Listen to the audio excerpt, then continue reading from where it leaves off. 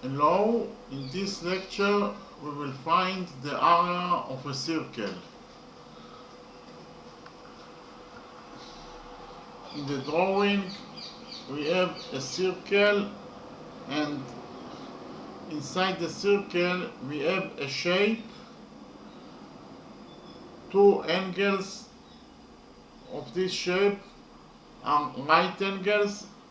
Angle ADC is 90 degrees, and angle BCD also equals to 90 degrees. Side AD of this shape is 4 units, while side DC of this shape is 6 units, and side BC of this shape is 8 units, and we want to find out the area of this circle.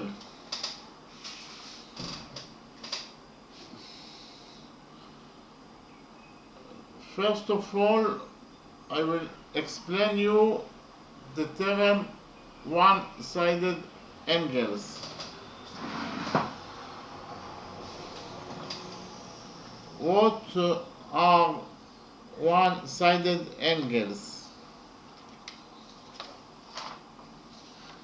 Actually, if you have two lines,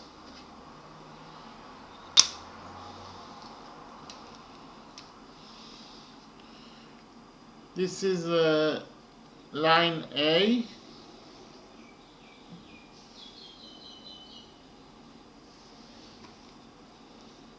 and this is line B,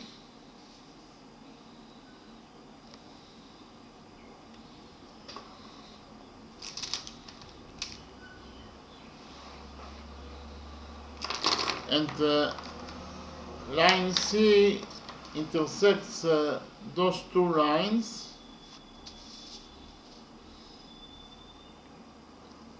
This is line C,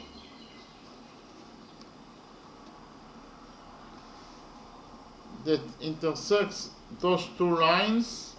Line C intersects line A at this point, while line C intersects line B at this point. Then angles alpha and beta are defined as interior one-sided angles. Again, angles alpha and beta are defined as interior one-sided angles. I will write it down. Angles alpha and beta are defined as interior one-sided angles.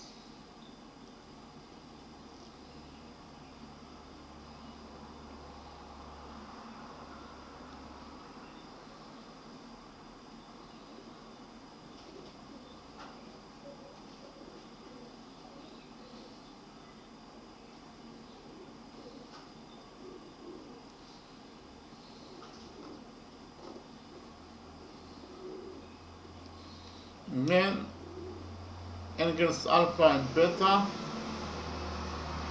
are defined as interior one-sided angles.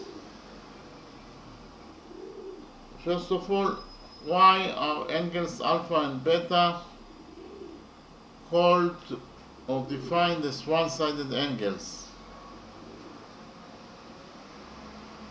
The reason for that is actually because alpha and beta are located at the same size of line C. Both angles alpha and beta are located on the left side of line C. For that reason, they are defined one-sided angles, because they are located at one side or the same side of line C. Both angles alpha and beta are located on the left side of line C, the red line, line C, and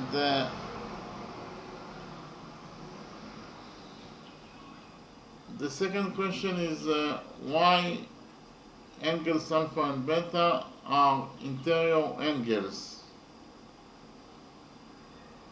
The answer to that question is that angles alpha and beta are defined as interior angles because they are located inside this structure, inside the structure of lines A, C, and B.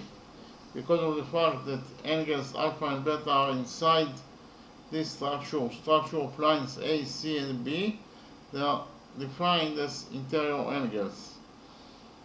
Okay, so those angles alpha and beta are interior one-sided angles. Okay, and we have also the second type of one-sided angles. The second type of one-sided angles are exterior one-sided angles. If we have two lines, line A and line B, this is line A, and we have line B, this is line B.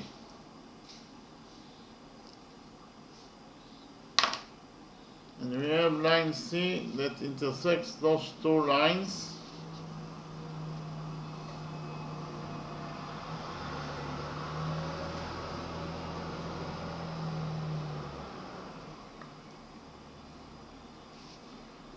Line C in the red color intersects line A at this point, while line C intersects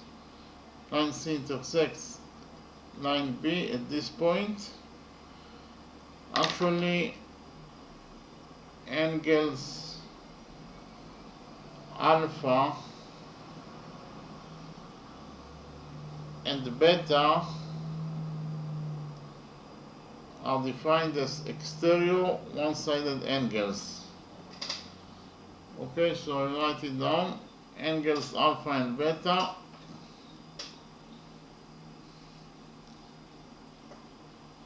are defined as exterior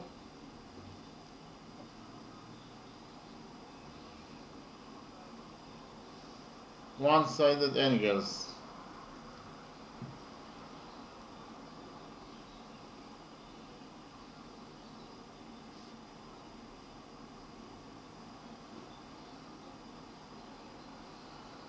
Again, angles alpha and beta are defined as exterior one-sided angles. And again, why are angles alpha and beta are defined as one-sided angles? The answer to this question is very simple, because of the fact that they are located on the same side of line C. They are defined as exterior one-sided angles. Both angles alpha and beta are located on the left side of line C. For that reason, they are defined as one-sided angles because they are located on the same side of line C. Both of them are located on the left side of line C. They are located to the left of line C. And why are angles alpha are defined as exterior angles? The answer to this question is very simple, because of the fact that angles alpha and beta are outside of this structure of lines. They are located outside of this structure of lines A, C, and B.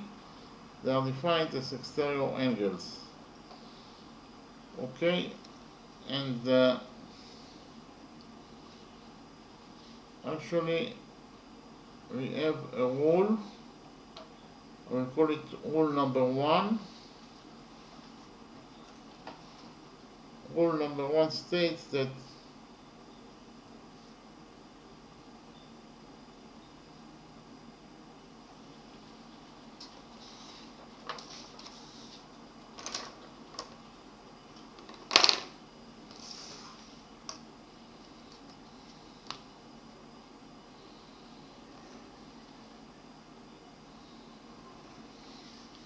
if the sum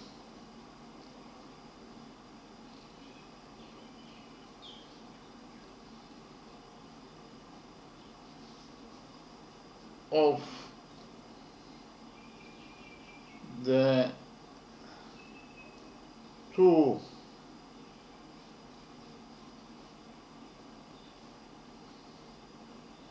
one-sided angles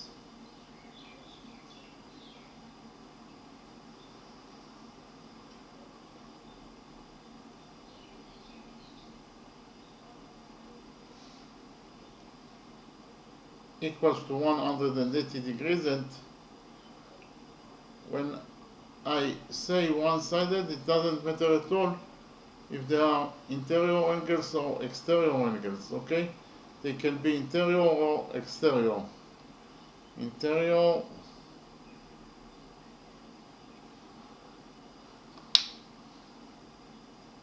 or exterior one-sided angles.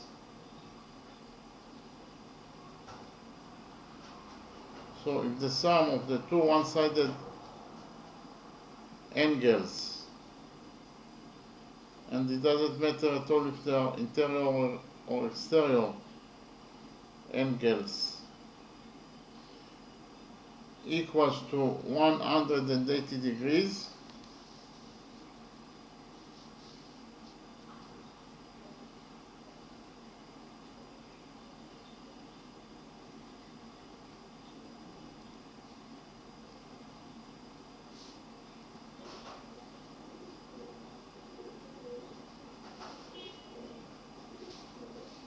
then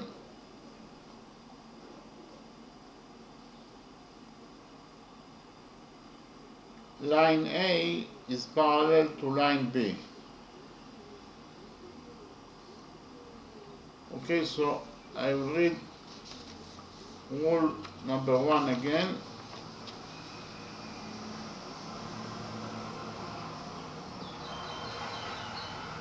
Rule number 1 states that if the sum of the two one-sided angles equals to 180 degrees, then line A is parallel to line B.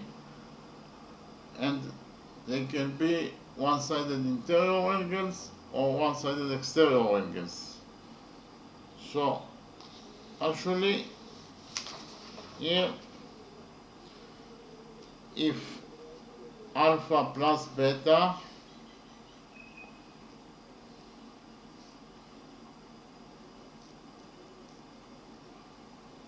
equals to 180 degrees, if the sum of those two angles equals to 180 degrees, then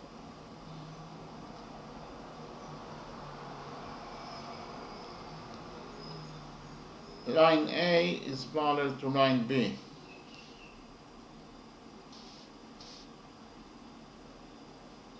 Line A is parallel to line B according to rule number 1.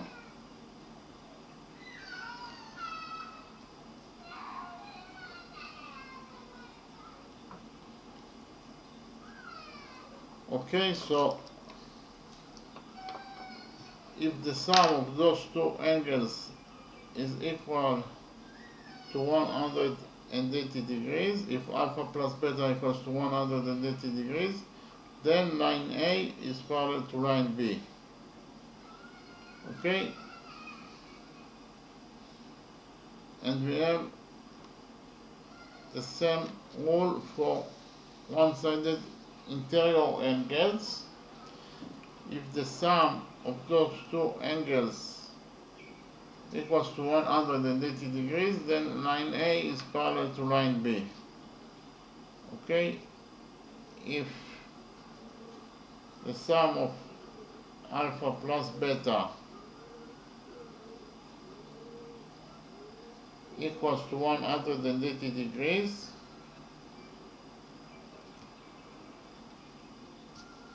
then line A is parallel to line B. Okay, according to rule number 1, if the sum of those two angles, that is to say if alpha plus beta equals to 180 degrees, then we can deduce from it that line A is parallel to line B. And the same rule is true for one-sided exterior angles. If the sum of those two one-sided exterior angles equals to 180 degrees, then line A is parallel to line B. Okay, so actually we can implement rule number 1 in our circle.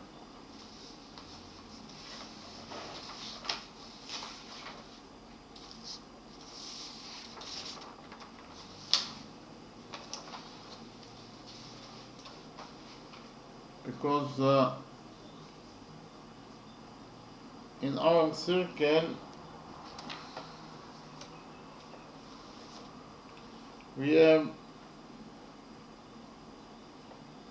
two one-sided interior angles. You can view AD as line A, BC as line B, and DC as line C that intersects those two line segments AD and BC. So actually those two angles, angle ADC and angle BCD, are defined as one-sided interior angles. Why are they one-sided angles? Because they are located both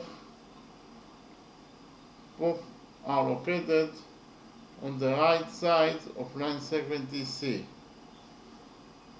and because of the fact that they are both located inside this structure of line segments, they are interior angles. So actually angle ADC, this angle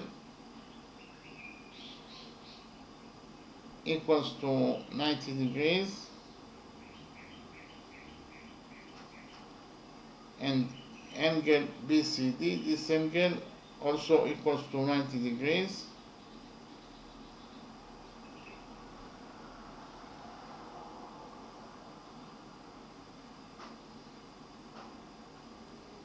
So the sum of those two angles equals to 180 degrees.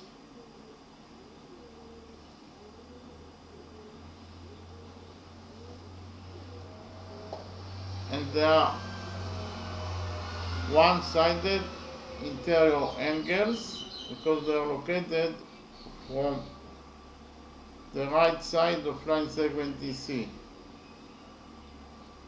Okay.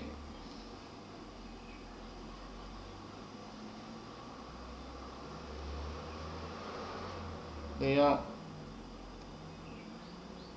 interior one-sided angles.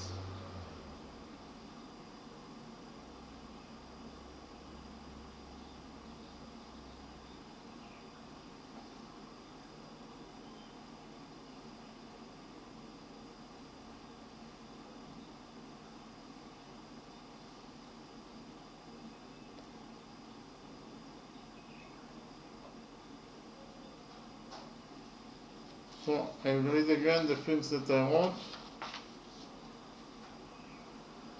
Angle ACD equals to 90 degrees. This angle is 90 degrees. And angle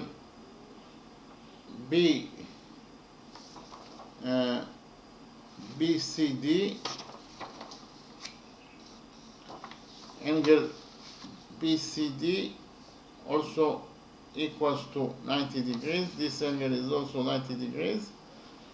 And both those two angles are defined as one-sided interior angles. Why are they one-sided angles? Because both are located to the right of line segment DC. So the sum of those two one-sided interior angles equals to 180 degrees, because 90 degrees plus 90 degrees is 180 degrees. Therefore, according to rule number 1, line segment AD is parallel to line segment BC. Okay. Therefore,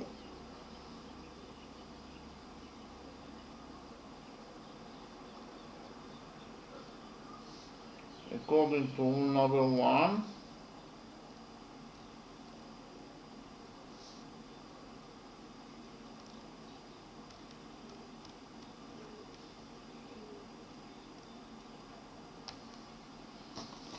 line segment AD is parallel to line segment BC.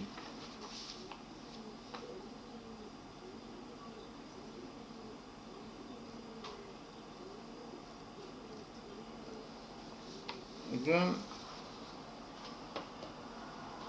angles ADC and BCD are one-sided interior angles, and the sum of those two angles is 180 degrees. Therefore, according to rule number 1, line segment AD is parallel to line segment BC. Okay?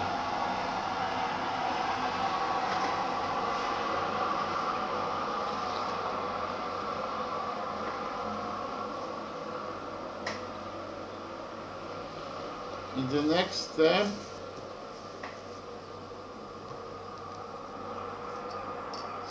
we connect together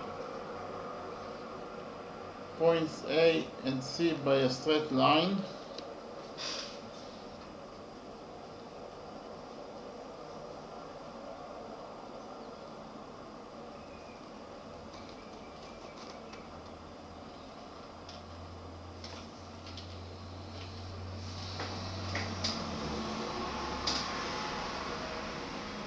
So we connected together points A and C by a straight line, and then we will also connect together points D and B by a straight line.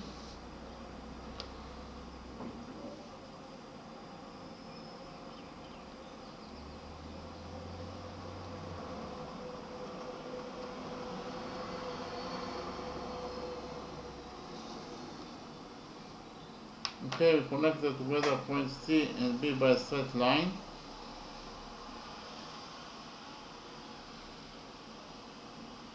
And we define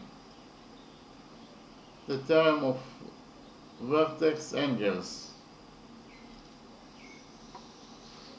Okay, what are vertex angles? Actually, if we have two lines, line A, if two lines are intersecting each other, if line A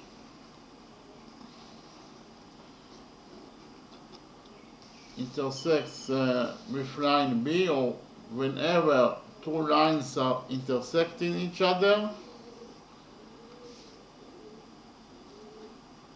they create four angles in the intersection point. This is the intersection point between line A and line B, and at this point four angles were created.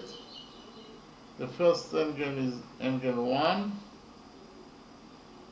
This is the first angle that was created by the intersection of those two lines. The second angle that was created is this angle, angle 2. And the third angle that was created is angle 3. And the fourth angle that was created is angle 4.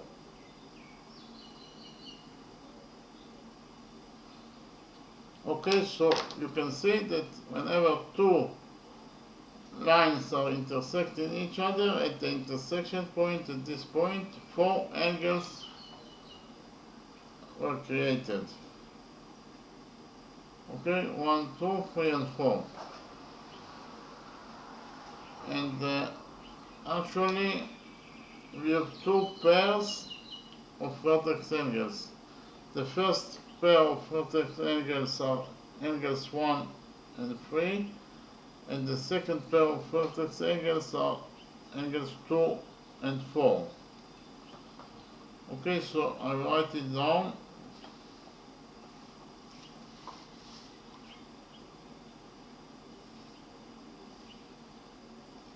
Angles 1 and 3 are defined as vertex angles.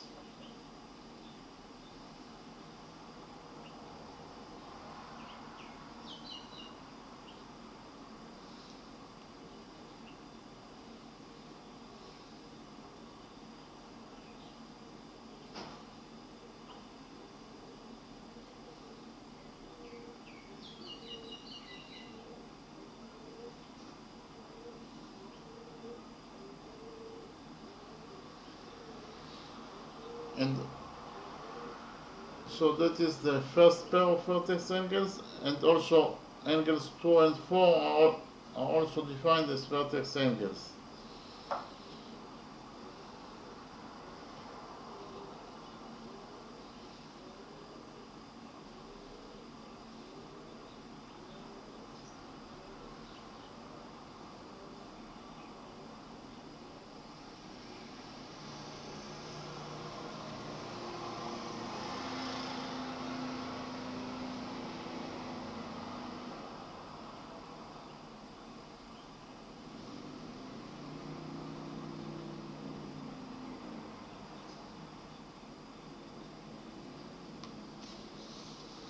So I will read the things that I wrote. Angles 1 and 3 are defined as vertex angles. Those are the first pair of vertex angles, and also angles 2 and 4 are defined as vertex angles. Okay, angles 2 and 4 are also defined as vertex angles. And we actually have a rule, I will call it rule number 2.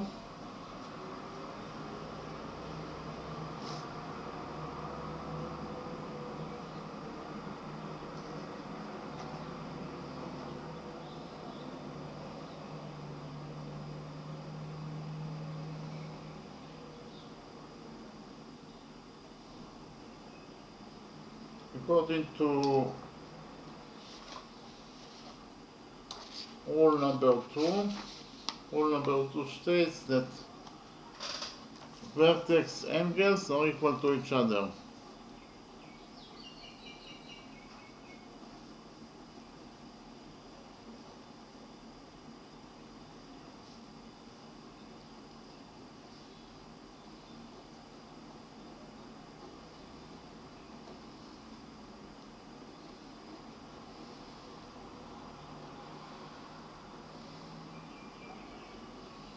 So I will read rule number 2 again. Rule number 2 states that vertex angles are equal to each other. So actually, as I've already told you, we have two pairs of vertex angles. If line A intersects with line B, line A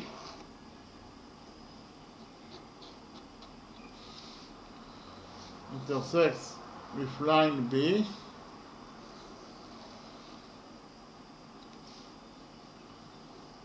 at the point of intersection at this point, we have two pairs of vertex angles. Actually, alpha and beta are defined as vertex angles.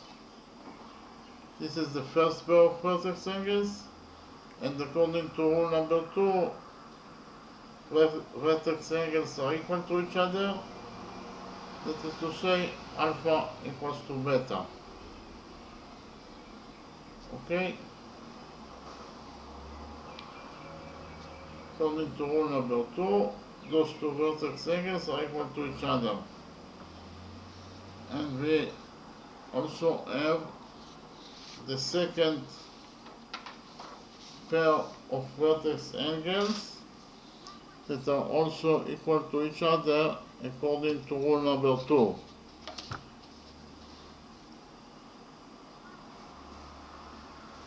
If line A intersects with line B,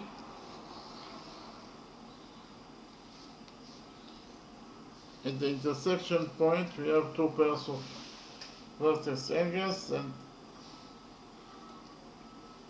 those two angles, alpha and beta, are the second pair of vertex angles. So those angles are the first pair of vertex angles, and they are equal to each other, and those angles are the second pair of vertex angles, and according to rule number 2 they are equal to each other. Alpha equals to beta according to rule number 2. Okay?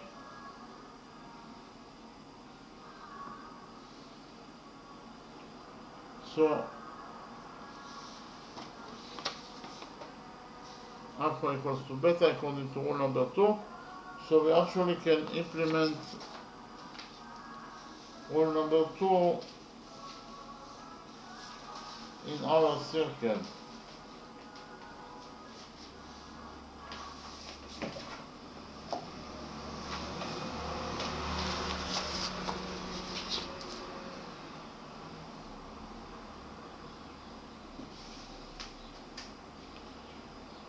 Because in our circle we have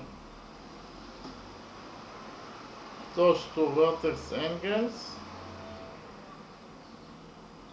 and according to rule number 2 they are equal to each other. Okay, angle will call to the intersection point between line segment DB and line segment AC O. Okay, and angle AOD and angle BOC are two vertex angles, and according to rule number 2 they are equal to each other. Okay, angle AOD, this angle,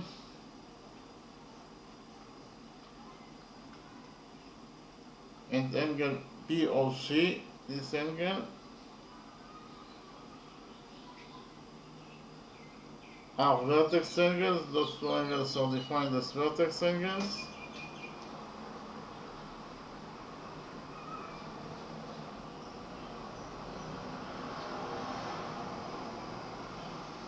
And according to rule number 2 they are equal to each other. Okay, angle AOD equals to angle BOC because they are vertex angles, and according to rule number 2 vertex angles are equal to each other. Those two angles are vertex angles, and according to rule number 2 they are equal to each other. So angle AOD equals to angle BOC. Okay,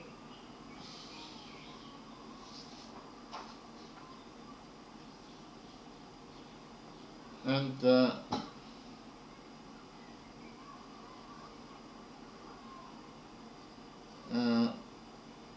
I will define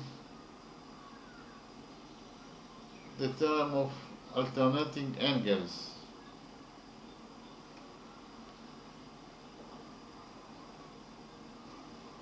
Okay, what are alternating angles?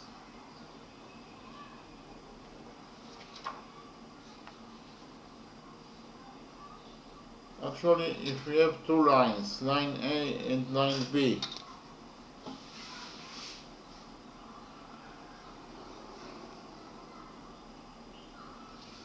this is line A and this is line B.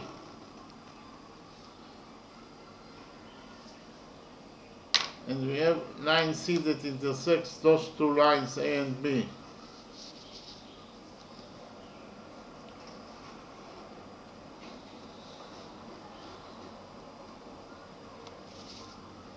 Line C intersects line A at this point, while line C intersects this line B at this point. Okay, actually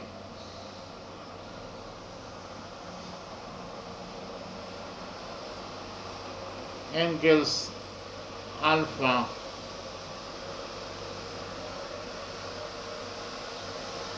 and beta are defined as interior alternating angles. Again, angles alpha and beta are defined as interior alternating angles. I write it down.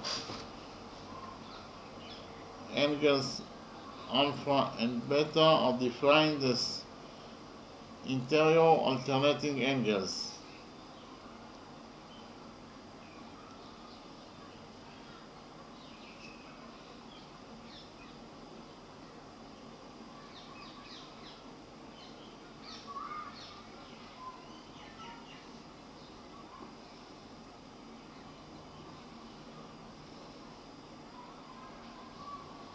Okay, angles alpha and beta are defined as interior alternating angles. Why angles alpha and beta are defined as alternating angles? The answer to this question is very simple, because of the fact that angles alpha and beta are located at different sides of line C. They are defined as alternating angles, while angles alpha is located at the left side of line C, angle beta is located to the right of line C. So angles alpha and beta are located at different sides of line C. For that reason, they are defined as alternating angles. Angle alpha is located to the left of line C, while angle beta is located to the right of line C. For that reason, they are defined as alternating angles, and they are defined as interior angles because they are located inside this structure of lines.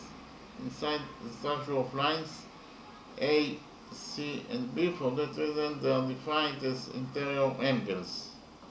So those two angles are defined as interior alternating angles. And we also have the second types of alternating angles,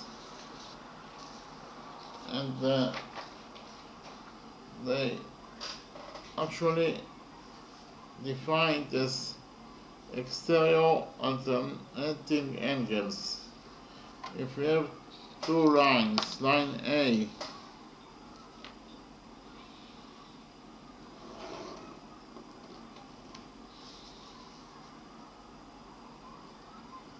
and line B,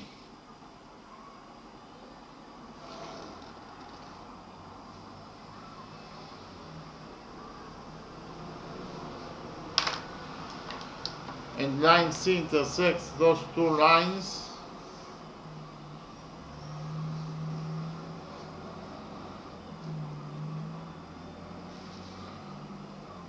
line C intersects line A at this point, while line C intersects line B at this point,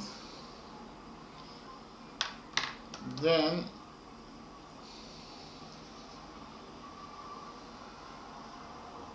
angle alpha and beta are defined as exterior alternating angles. Okay, so I write it down. angle alpha or angles alpha and beta are defined as exterior alternating angles.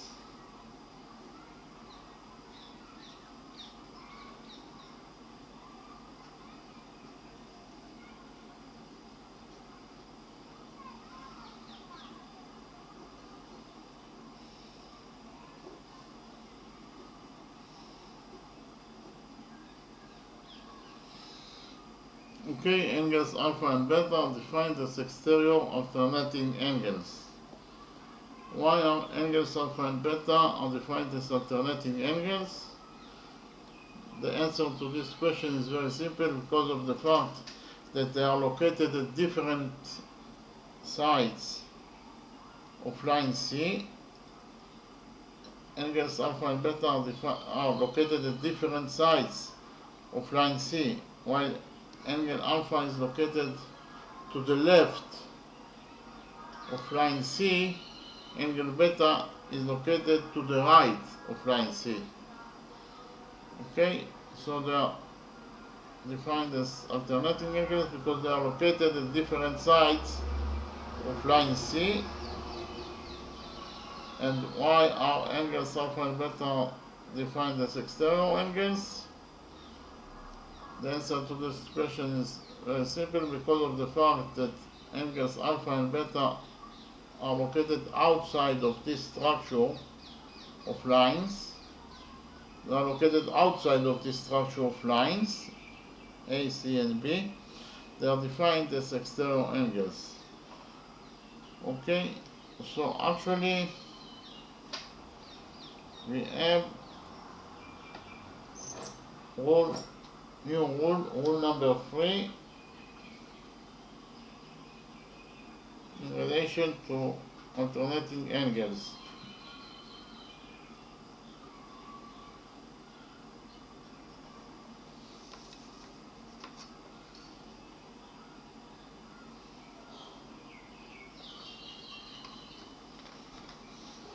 According to rule number 3, alternating angles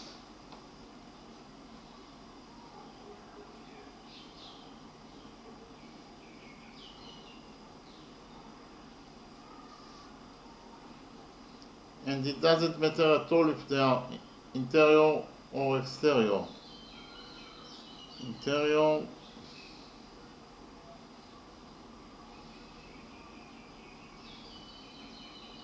or exterior.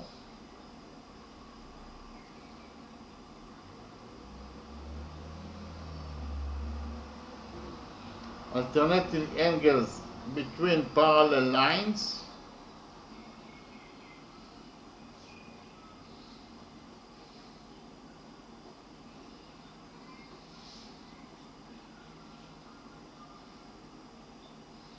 are equal to each other.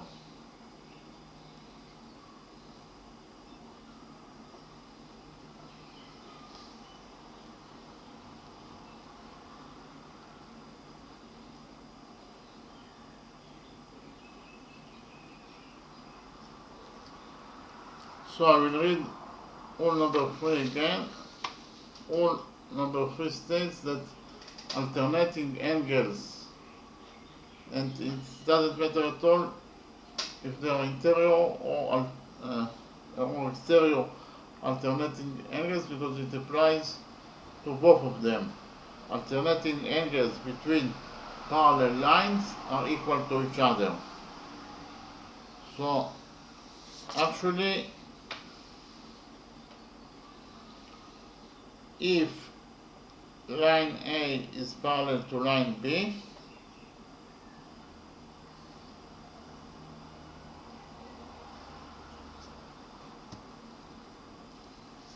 then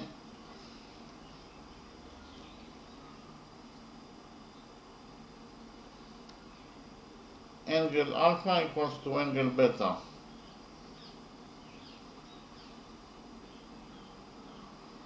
Okay, if those two lines A and B are parallel to each other, we can deduce from it that angle alpha equals to angle beta. Those two angles are equal to each other. This is according to rule number 3. Okay, so if those two lines are parallel to each other, then we can deduce from rule number 3 that angle alpha equals to angle beta. Okay? And the same rule applies for interior alternating angles.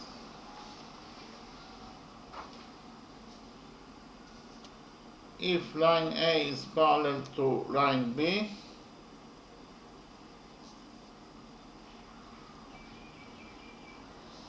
then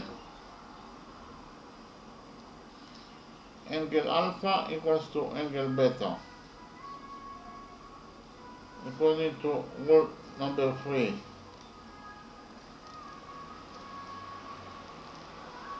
Okay, so if those two lines are parallel to each other, then we can deduce from it that angle alpha equals to angle beta, according to rule number 3. The same rule applies for exterior alternating angles. If line A is parallel to line B, then we can deduce from it that angle alpha equals to angle beta, according to rule number 3. Okay?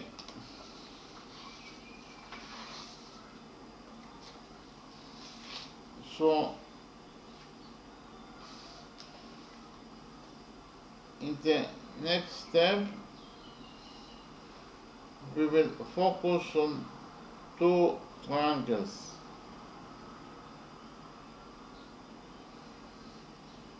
We will focus on triangle BOC,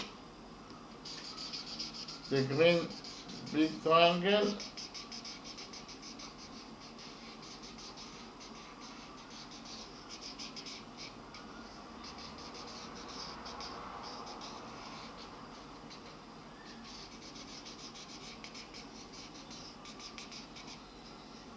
and we will also focus on triangle AOD, the small green triangle.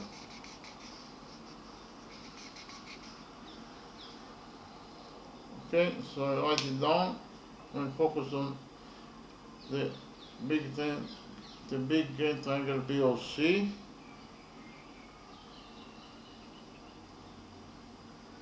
and the small green triangle AOD.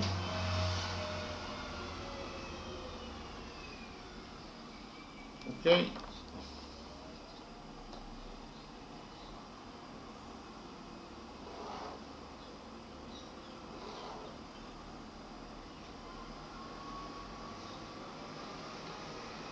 On those two triangles, angle BOC equals to angle AOD. Those two angles are equal to each other because they are vertex angles, and according to rule number 2, vertex angles are equal to each other. Okay, so I write it down. Angle AOD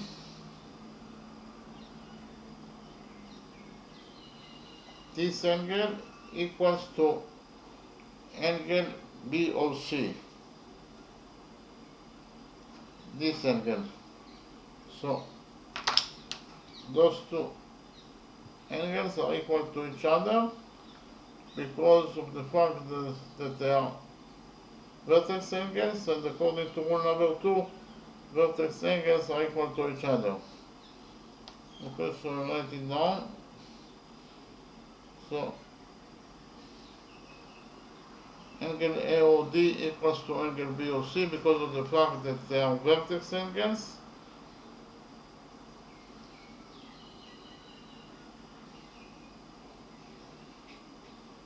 And according to rule number 2, vertex angles are equal to each other. So read again the things that I wrote. Angle AOD equals to angle BOC because of the fact that they are vertex angles, and according to rule number 2, vertex angles are equal to each other. So those two angles are vertex angles, and according to rule number 2, vertex angles equal to each other, therefore they are equal to each other. Okay? And also angle DAO, this angle DAO equals to angle BCO, to this angle. So those two angles are equal to each other because of the fact that they are alternating angles. They are located on different sides of line segment AC. Okay? For that reason, they are defined as alternating angles, and they are also located between parallel line segments. Line segment AD is parallel to line segment BC, so they are alternating angles that are located between parallel line segments. Therefore, according to rule number 3, they are equal to each other. So I write it down. Angle DAO, this red angle,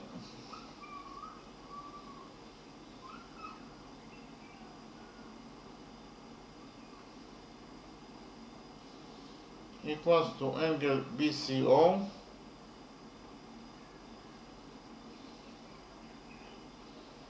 because those two angles are alternating angles. They are located at different sides of line segment AC. They are located at different sides of line segment AC. For that reason, they are defined as alternating angles, and they are also located between parallel line segments. Line segment AD is parallel to line segment BC. So there are alternating angles that are located between parallel lines. Therefore, according to rule number 3, they are equal to each other. Okay, so I write it down. Angle DAO equals to angle BCO because of the fact that those two angles are alternating angles.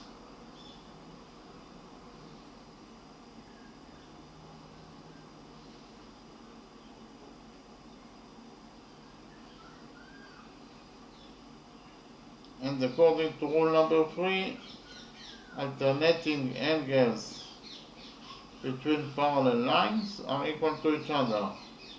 Those two alternating angles are between parallel line segments. Line segment AD is parallel to line segment BC. For that reason, according to rule number 3, they are equal to each other. Okay? I'll read again the things that I wrote. Angle DAO equals to angle BCO. Okay? Angle DAO equals to angle BCO because they are alternating angles and they are located between parallel lines. Line segment AD is parallel to line segment BC. Therefore, according to rule number 3, they are equal to each other. Okay? And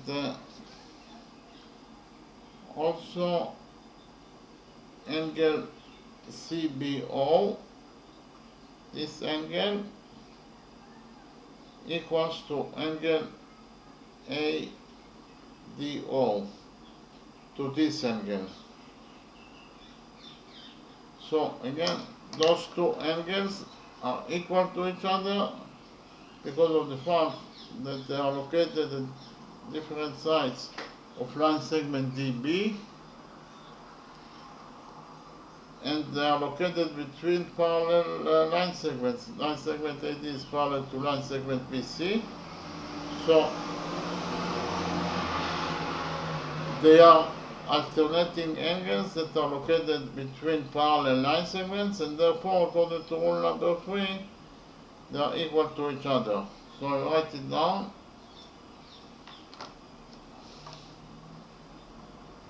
angle ADO, this angle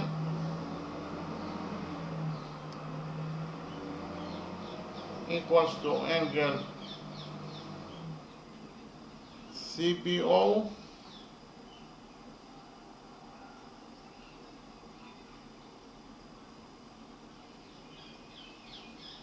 because of the fact that those two angles are defined as alternating angles. They are located at different sides of line segment BD.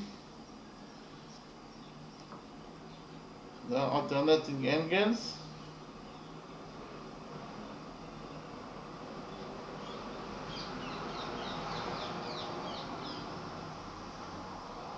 And they are also located between parallel line segments. Line segment AD is parallel to line segment BC.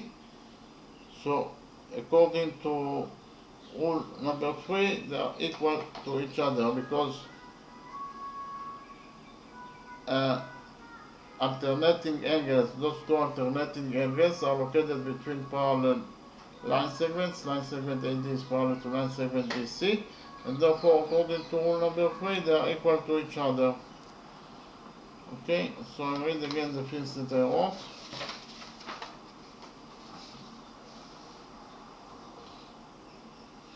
Angle ADO equals to angle CBO. Okay, those two angles are equal to each other because of the fact that they are alternating angles and they are located between parallel line segments. Parallel line segment AD is parallel to line segment BC, so they are alternating angles that are located between parallel line segments, and therefore they are equal to each other according to rule number 3. Okay, so angle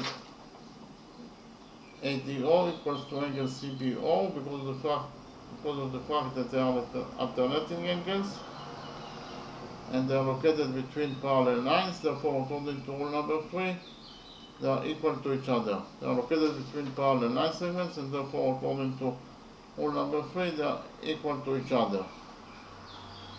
Okay.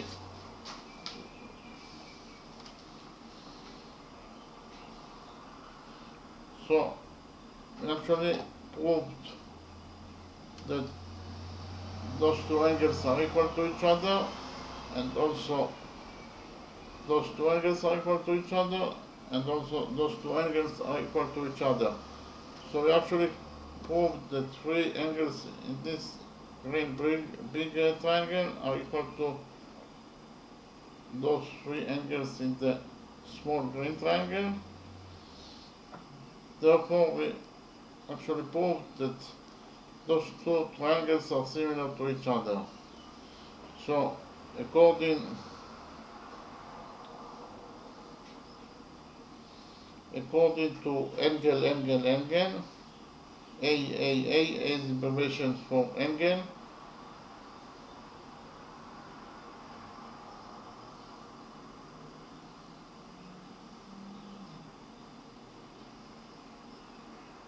The big green triangle BOC is similar to the small green triangle AOD.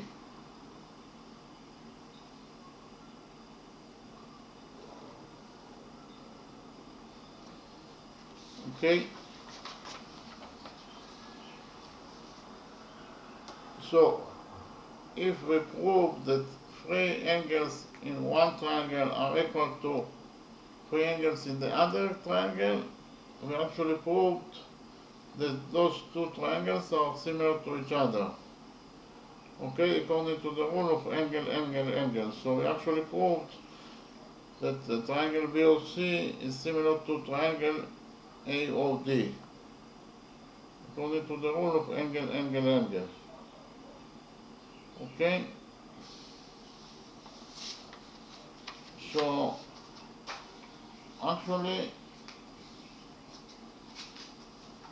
if we have 2 triangles,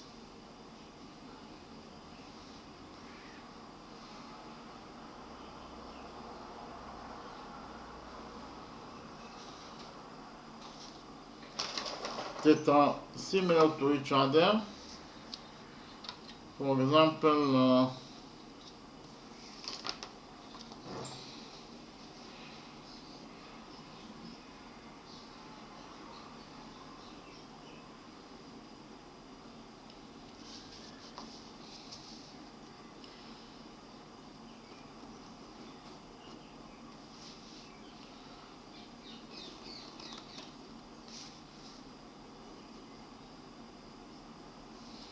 triangle ABC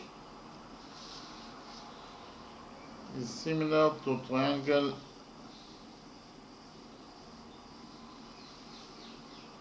DEF. Okay, if those two triangles are similar to each other, that is to say, three angles at this triangle are equal to three angles at this triangle, then we have a special relationship between the sides of those two similar triangles.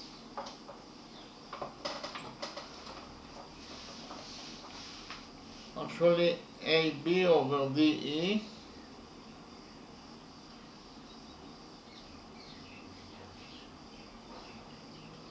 equals to BC over EF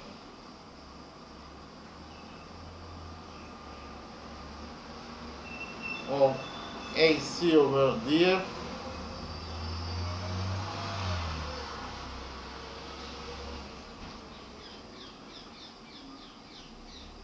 equals to BC over EF.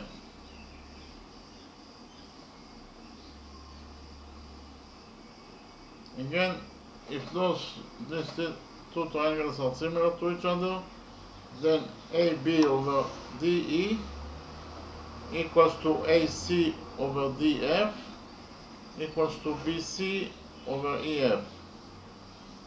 Okay?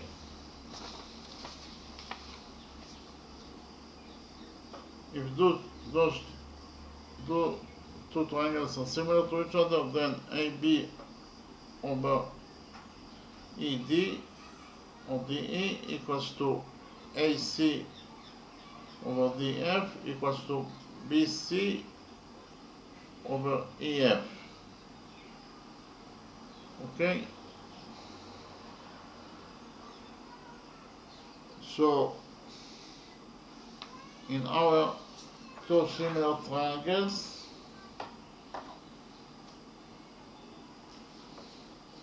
because of the fact that those two triangles are similar to each other, then the following relationship exists between those similar triangles. OB over OD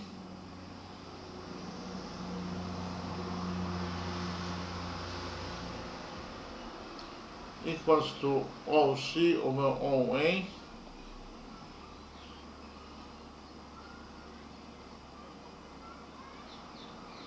equals to BC over AD.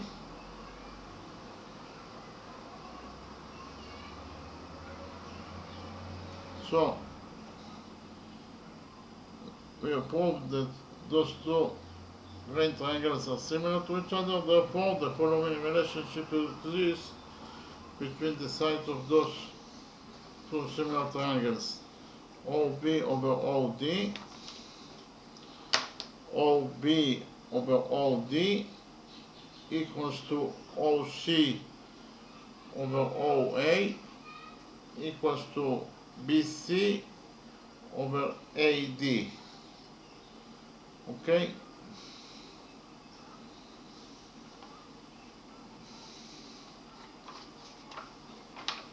But we know that BC equals to 8 units and AD equals to 4 units.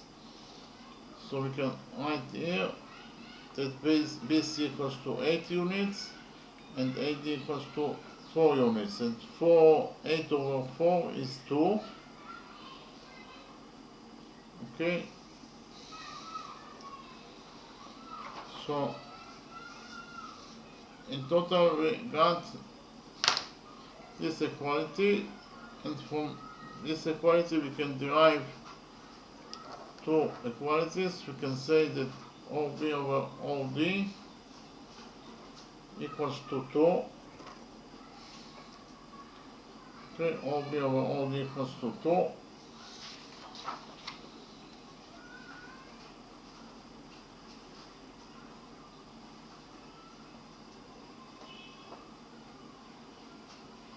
We can multiply this equality by OD. We will get that OB equals 2 times OD. Okay?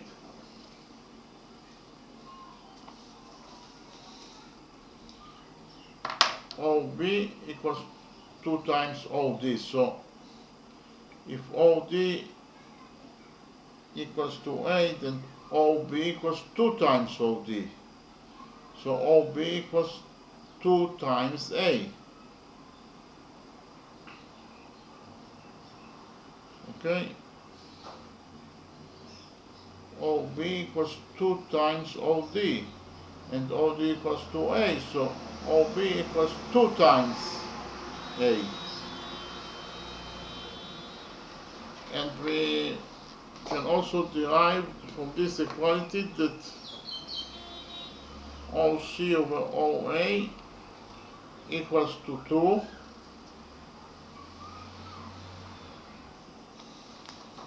OC over OA equals to 2.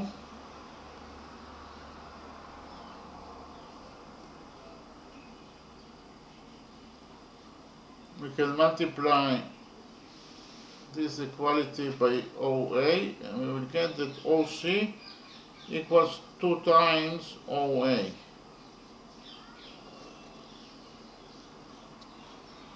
OC equals 2 times OA.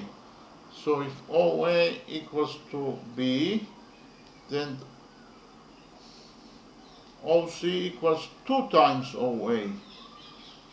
So OC equals 2 times OA and OA equals to B. So OC equals to 2 times B. Okay?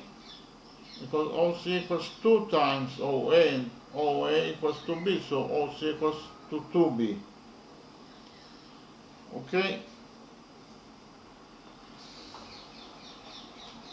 In the next step, we will find the values of A and B.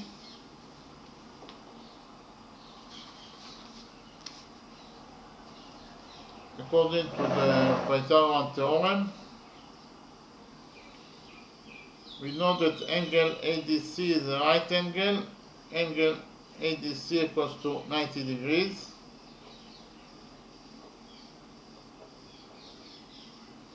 Okay? Angle ADC equals to 90 degrees.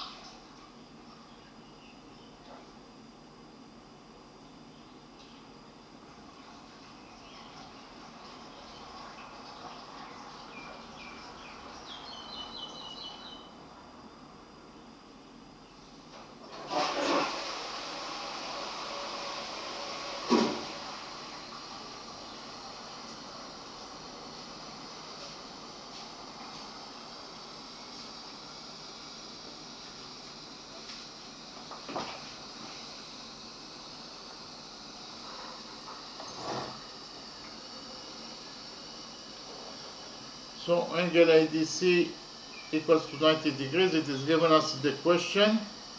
If angle ADC equals to 90 degrees, then triangle ADC is a right triangle.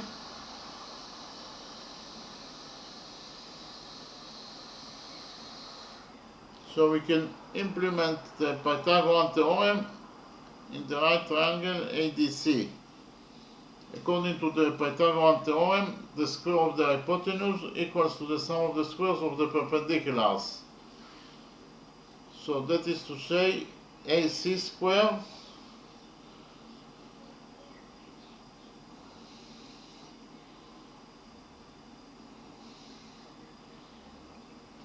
equals to AD square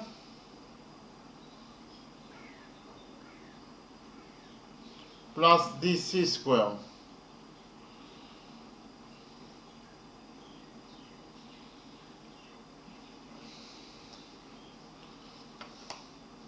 So in the right triangle ADC, we implemented the Pythagorean theorem that states that the square of the hypotenuse, that is to say AC square, equals to AD square plus DC square, equals to the sum of the squares of the perpendiculars, equals to AD square plus DC square. But what is the value of line segment AC? The value of line segment AC equals to AO plus OC. Okay, AO plus OC equals to the value of line segment AC, and AO equals to B and OC equals to 2B. So actually AC equals to 3B. Okay, AC equals to 3B, so AC square equals to 3B square. And AD equals to 4 units. It is given us in the question. So AD square is 4 square and 4 square is 16.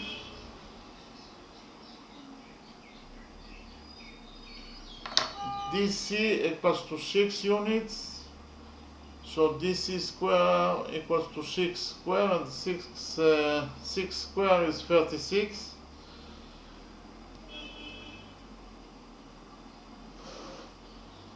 So in total we got that 3B square equals to 16 plus 36. 16 plus 36 is 52, so I write it down.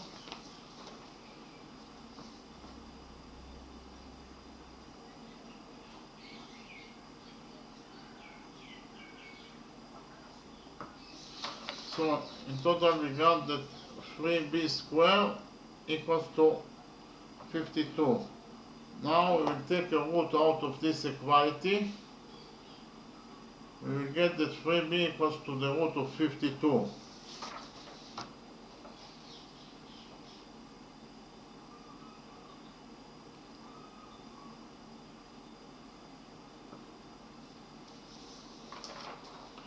So we got that 3B equals to the root of 52. 52 equals to 13 times 4, and according to the rule that the root of AB equals to the root of A times root of B, we can split the root to 2 roots. Okay? So 3B equals to the root of 4 times root 13. We got that 3B equals to the root of 4 times root 13. The root of 4 is 2, so in total we get that 3B equals to 2 times root 13.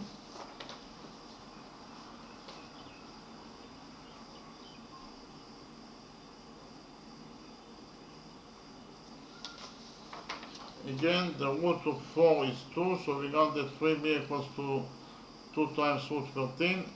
We will divide this equality by 3 in order to get the value of B.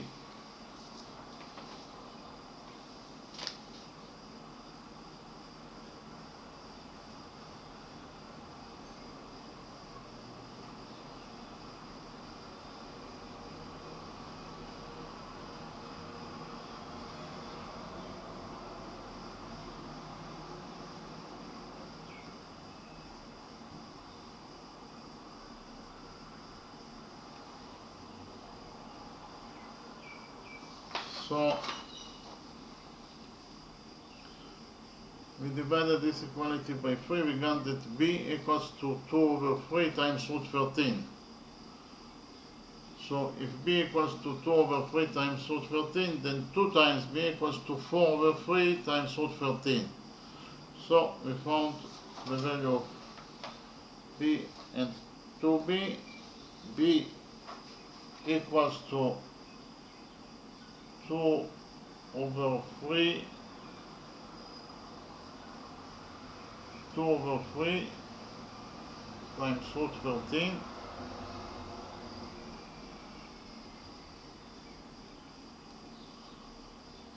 while 2B equals to 4 over 3 times root 13. Okay?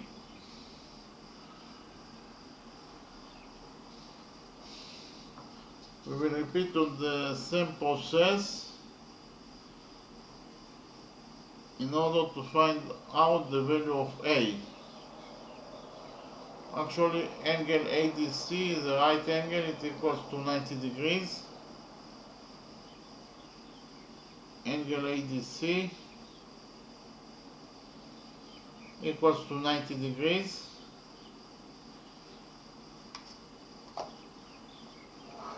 If angle ADC equals to 90 degrees, then triangle ADC is a right triangle.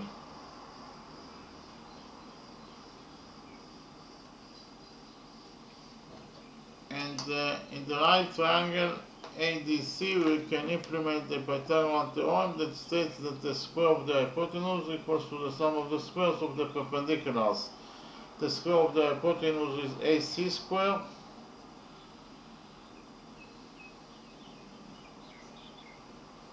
Equals to the sum of the squares of the perpendiculars.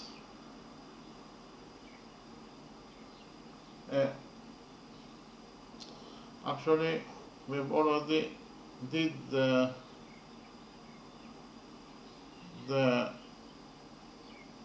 we implemented this theorem, the Pythagorean theorem, in order to find out the value of B, and we found out that the value of B is 2 over 3 times root 13, and the value of 2B is 4 over 3 times root 13. So we will implement the same rule in order to find out the value of A. We know that angle BCD is a right angle, it equals to 90 degrees.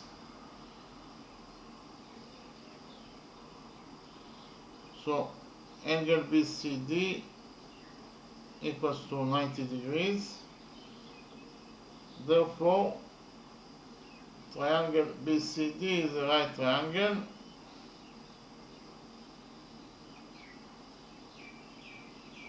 And we can implement the Pythagorean theorem in the right triangle BCD.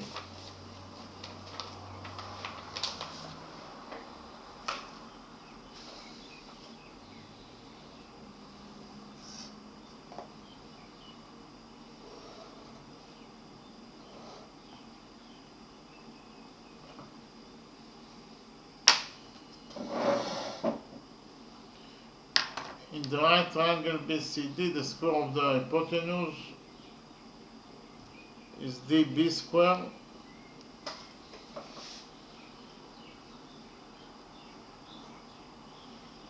Equals to the sum of the squares of the perpendiculars, equals to DC square plus BC square.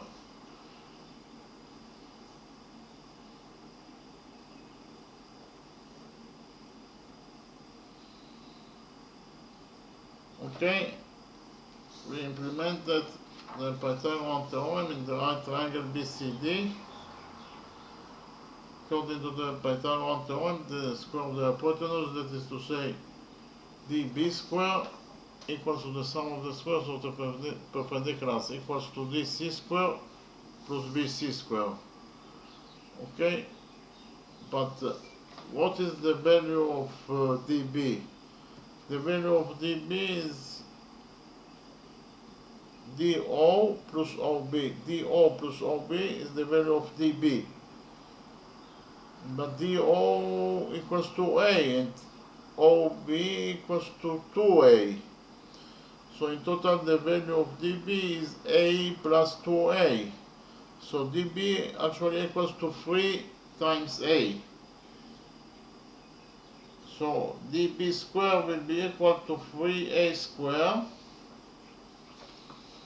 all equals to DC square. DC equals to 6, so DC square is 36 because it is 6 square. 6 square is 36, and BC square, or BC square, BC equals to 8, so BC square is 8 square, and 8 square is 64.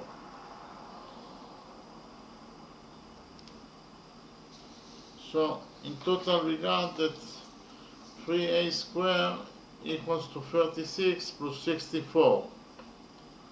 Okay, and 36 plus 64 is 100, so I write it down.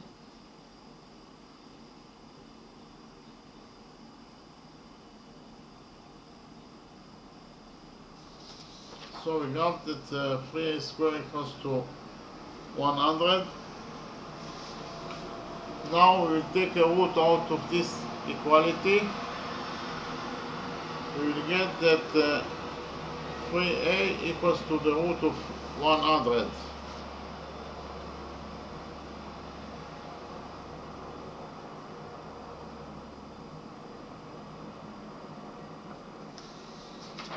So we took a root out of this equality. We got that 3a equals to the root of 100. The root of 100 is 10, so I write it down.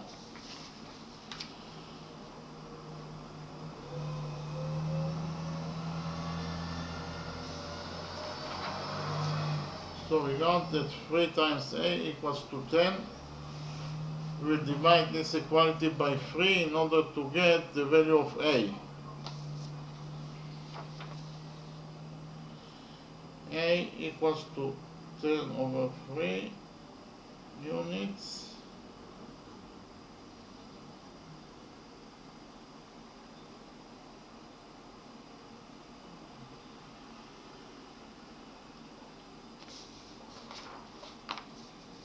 So we got that a equals to 10 over 3 units, and if a equals to 10 over 3 units, then 2 times a equals to 20 over 3 units.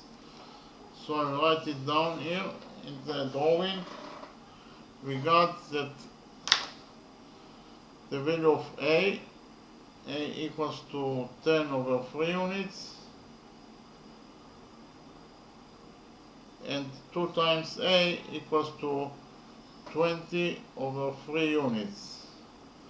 Okay, in the next step I will copy this drawing here. Without the a and b, I will only write down the values of a and b.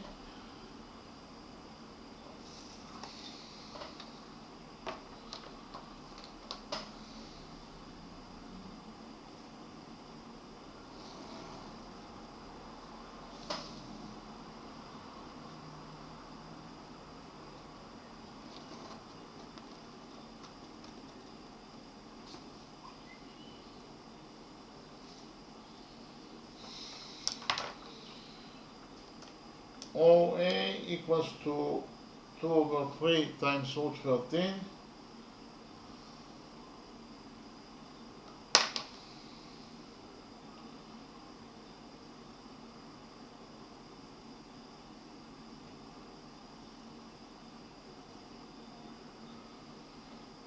And OC equals to 4 over 3 times root 13.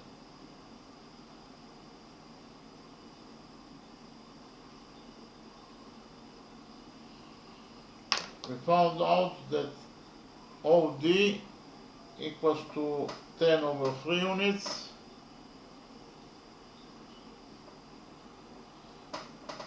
and OB equals to 20 over 3 units. Okay, so actually we have all the values of all the line segments inside the circle. In the next step, we will extend line segment AC until it touches the circle at point P.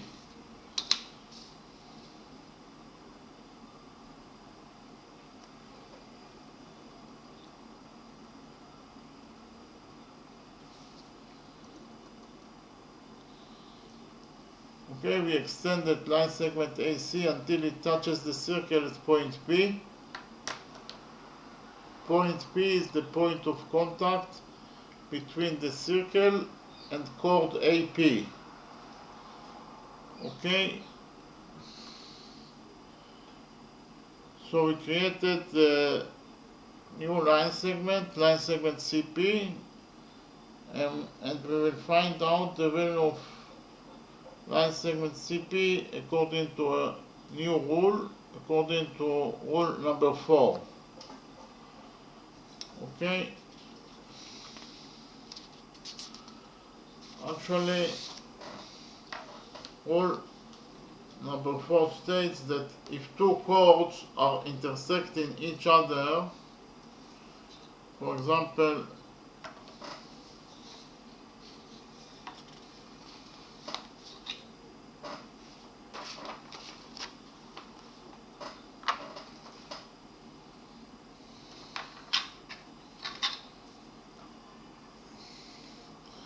chord AB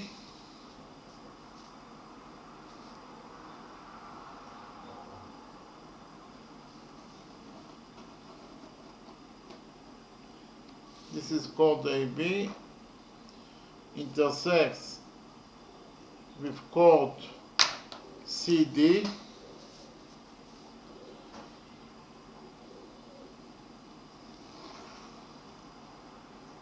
this is chord CD, and the intersection point between chord AB to chord CD is at point O. So if this is the reality, then the following equality is true: that OA times AO times BO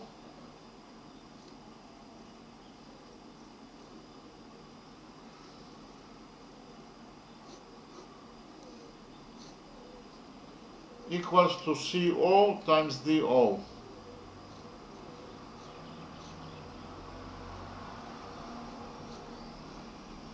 Okay, so if two chords are intersecting each other at point O, then the following equality is true: that AO times BO equals to CO times DO. So I will write down rule number 4.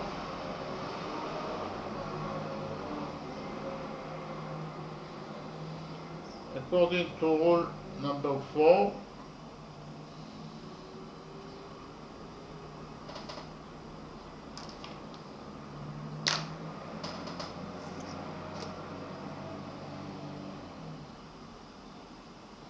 if two chords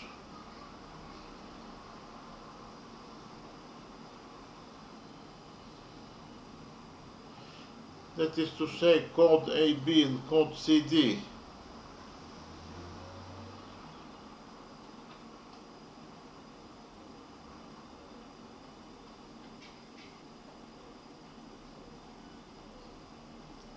are intersecting each other at point O.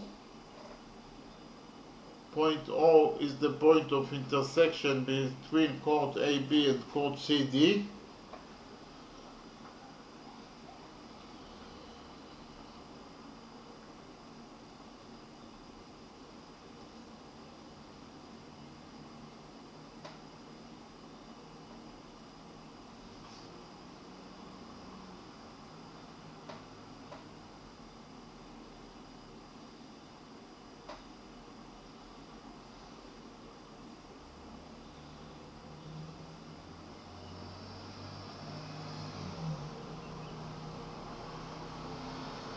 Then the following equality is true: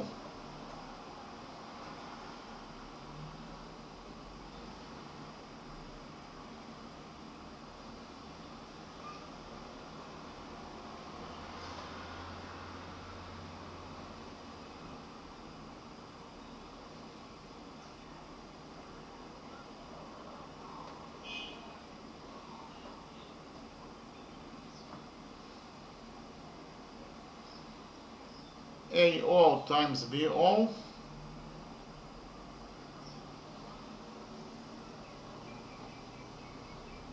equals to CO times DO.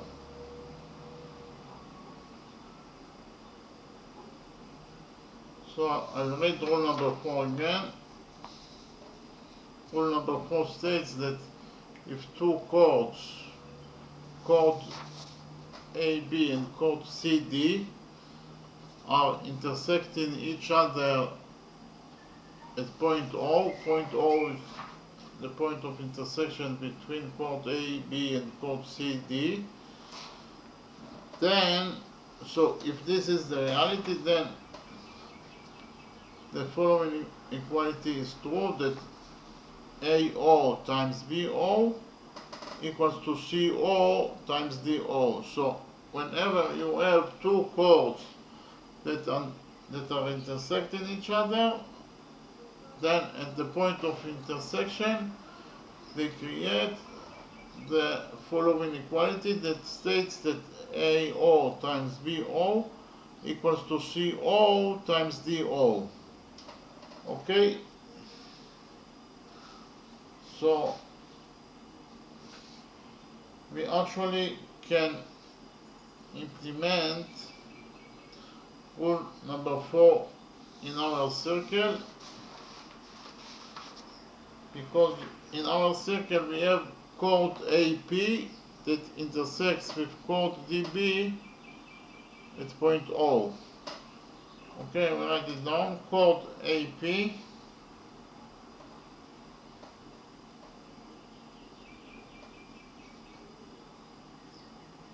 intersects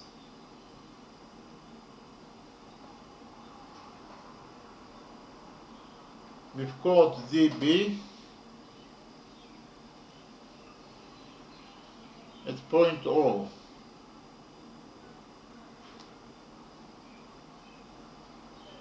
Point O is the point of intersection between chord AP and chord DB. So according to rule number 4,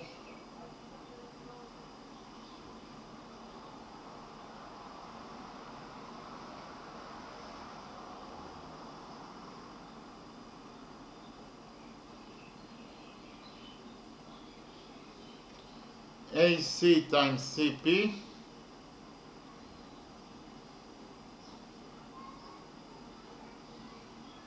equals to DO times BO, equals to DO times OB.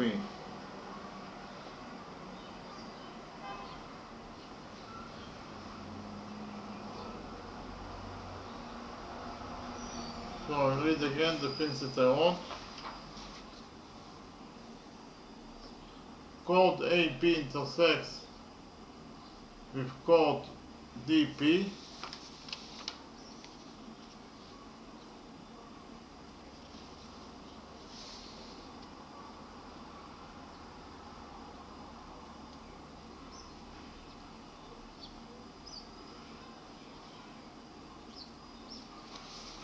I'll read again. Chord AP intersects with chord DB at point O. Chord AP intersects with chord DB at point O. Point O is the point of intersection between chord AP and chord DB. So, or therefore, according to rule number 4, AC times CP equals to DO times OB. Okay, AC times CP equals to DO times BO. Okay.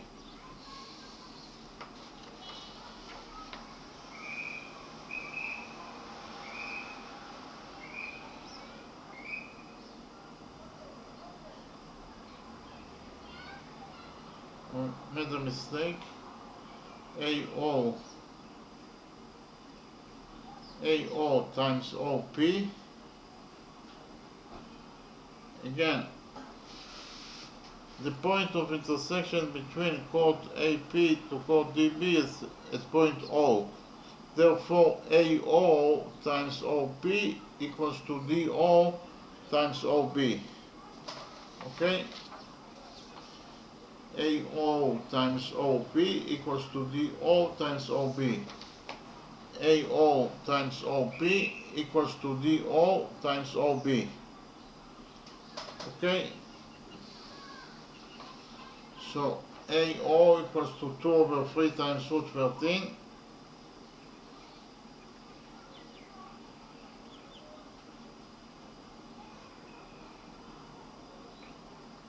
OP equals to OC plus CP. Again, OP equals to OC plus CP. DO equals to 10 over 3 units, while BO or OB equals to 20 over 3 units.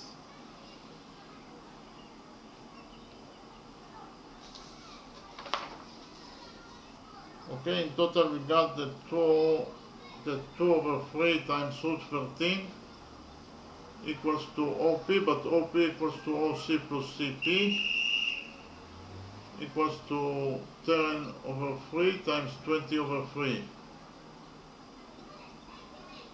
What is the value of OC? The value of OC is 4 over 3 times root 13, so I write it down.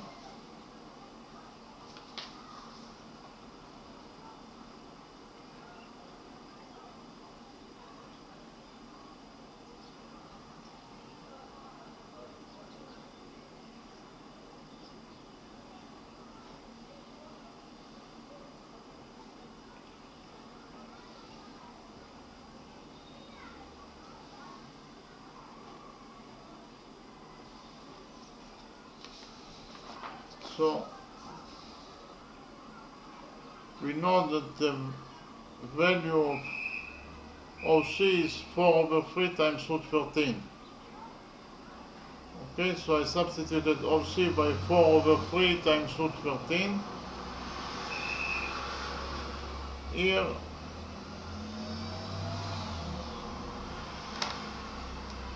we have 3 in the denominator of this side of the equation, and we also have 3 in the denominator of the other side of the equation, so we can cancel 3. Okay, we can cancel 3 because we have 3 on both sides of the equation.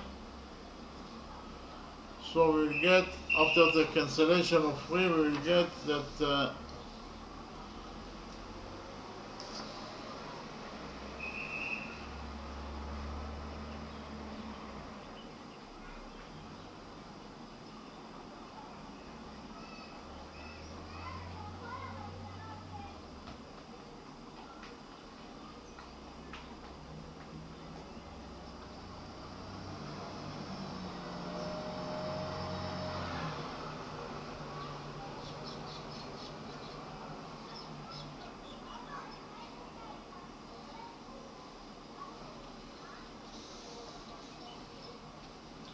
so after the cancellation of 3, we got that 2 times root 13, in brackets we have 4 over 3 times root 13 plus CP equals to 2 over 3 times 20.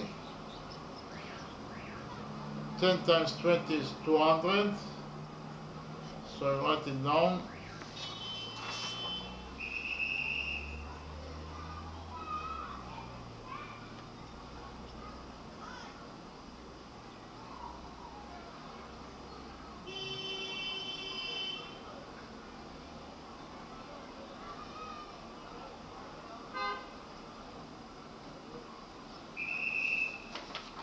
In total we got that 2 times root 13 times 4 over 3 times root 13 plus CP equals to 200 over 3, because 10 times 20 is 200. Here we have root 13 times root 13 is 13, and 2 times 4 is 8. So I write it down.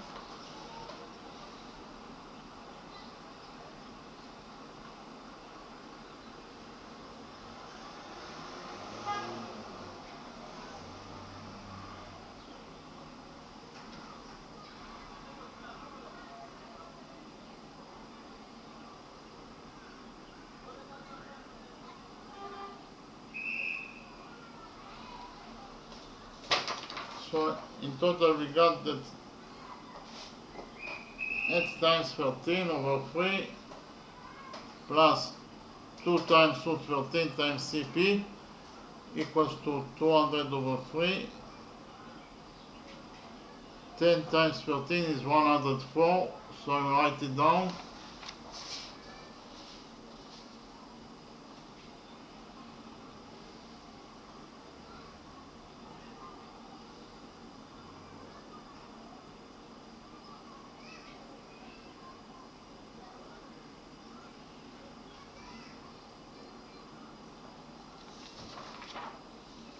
Okay, we got that 104 over 3 plus 2 times root 13 times CP equals to 200 over 3. Now we will subtract 103 over 104 over 3 from both sides of the equation.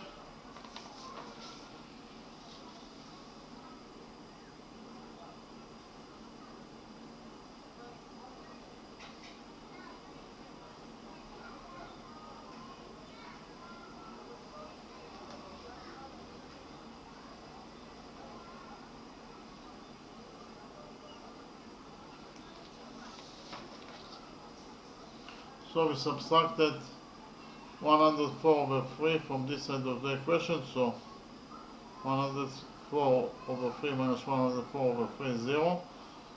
And we left in this side of the equation only 2 times root 13 times CP equals to 200 over 3 minus 104 over 3. So in this side of the equation we will take a common factor 3 in the denominator, and 200 minus 104 is 96. In total we will get that it is 96 over 3. Okay?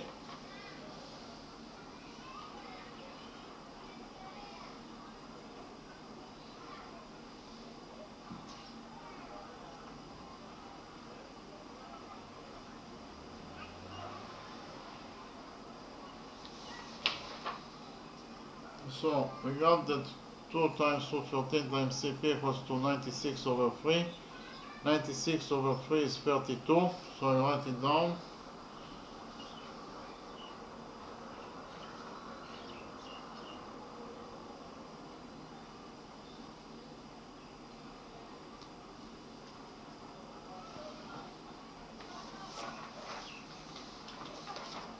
In total we got that 2 times root 13 times CP equals to 32. Now we divide this equality by 2. 32 over 2 is 16.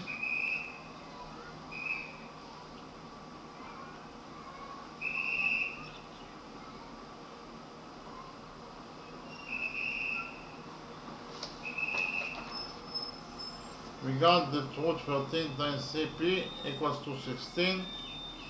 We divide this equality by root 13 in order to get the value of CP.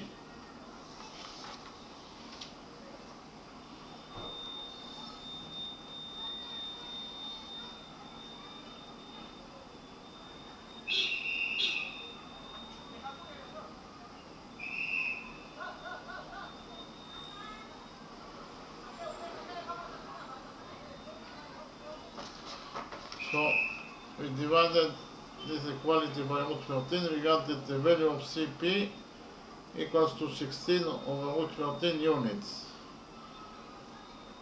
Okay, so I will write here that the value of CP equals to 16 over root 13 units. Okay. In the next step, we will extend line segment DC until it touches the circle at point Q.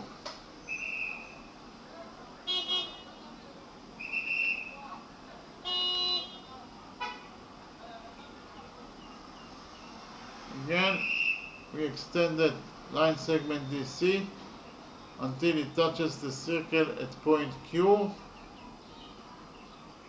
Point Q is the point of contact between the circle and chord DQ. And we'll find out the value of CQ by implementation of the fourth rule on this circle. Actually, chord DQ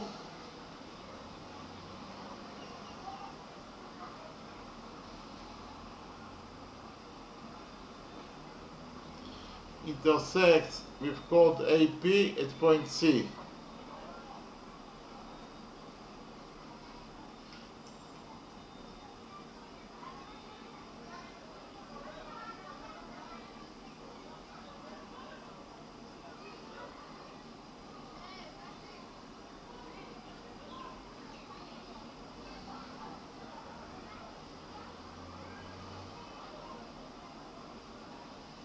Again, chord DQ intersects with chord AP at point C. Point C is the point of intersection between chord DQ and chord AP.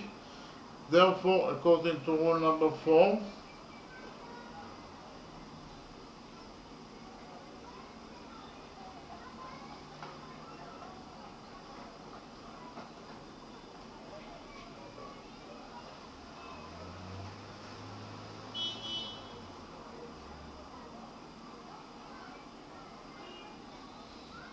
DC times CQ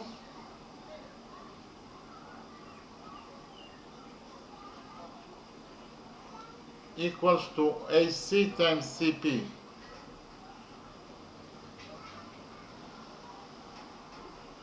Again, DC times CQ equals to AC times CP. DC equals to 6 units. CQ is the missing line segment, equals to AC. AC equals to 2 over 3 times root 13 plus 4 over 3 times root 13. In total it equals to 6 over 3 times root 13.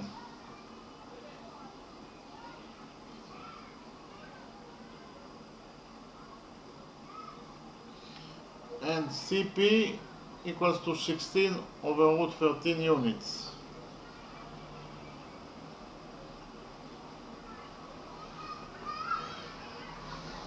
So in total we got that 6 times CQ equals to 6 over 3 times root 13 times 16 over root 13.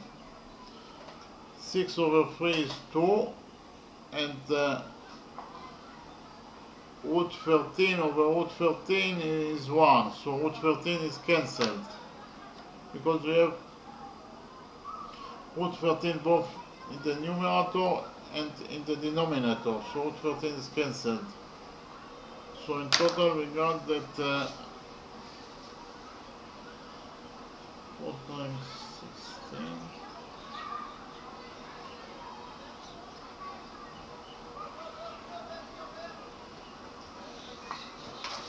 In total we got that 6 CQ equals to 2 times 16, because root 13 is cancelled and 6 over 3 is 2, so in total what is left in this side of the equation is 2 times 16. 2 times 16 is 32, so I write it down.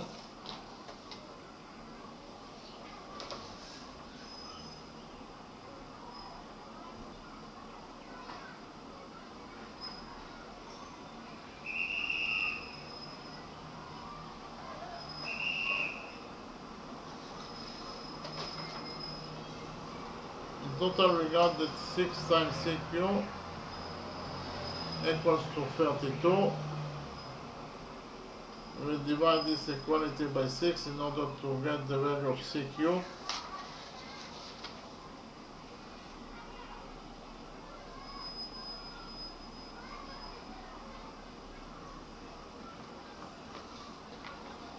we divided this equality by 6 and we got that CQ equals to 32 over 6.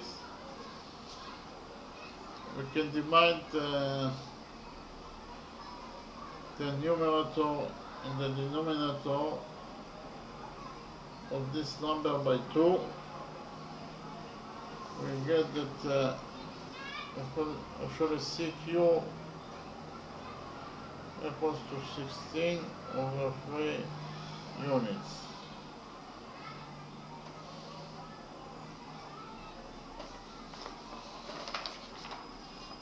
We divided this equality by 2.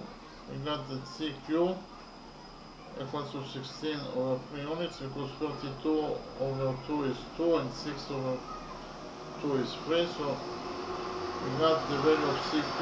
CQ equals to 16 over 3 units. So we can write here that CQ equals to 16 over 3 units. In the next step, we will extend line segment BC until it touches the circle at point R.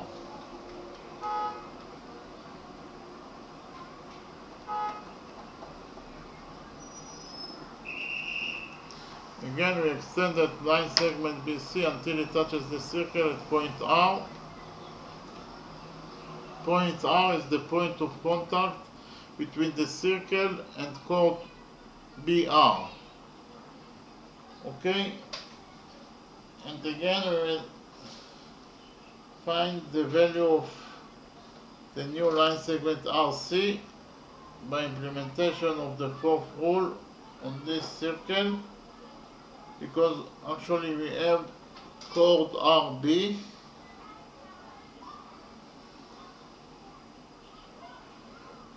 intersects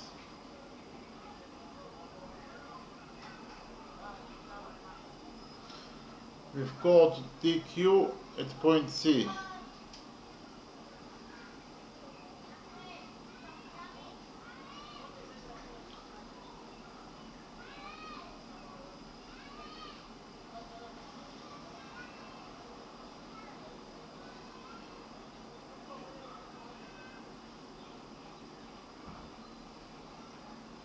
Again, chord RB intersects with chord DQ at point C. Point C is the point of intersection between chord RB and chord DQ. Therefore, according to rule number 4,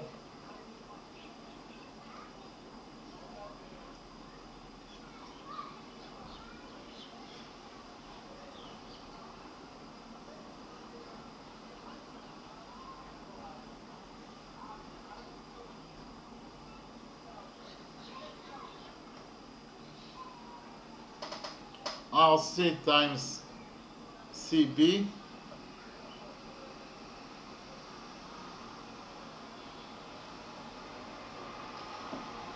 equals to DC times CQ.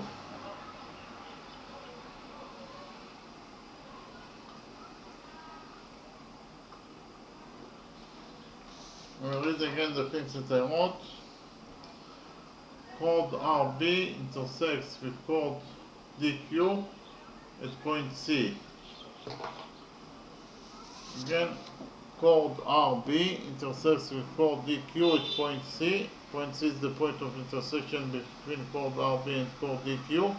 Therefore, according to rule number 4, RC times CB equals to DC times CQ.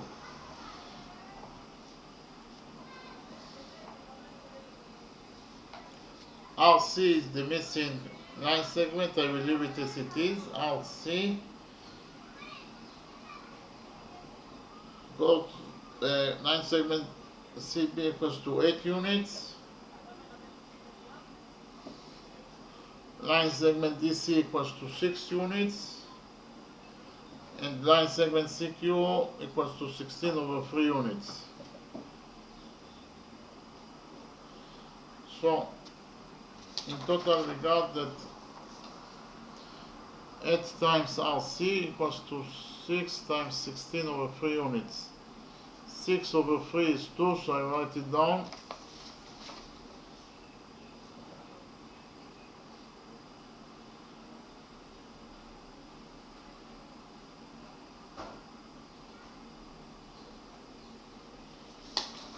In total, we got that 8 times RC equals to 2 times 16.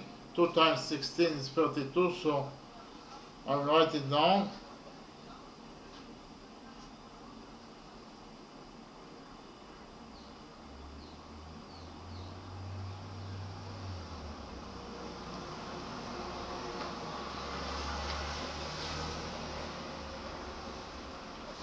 So in total, we got that 8 times RC equals to 38. We will divide this equality by 8 in order to get the value of RC.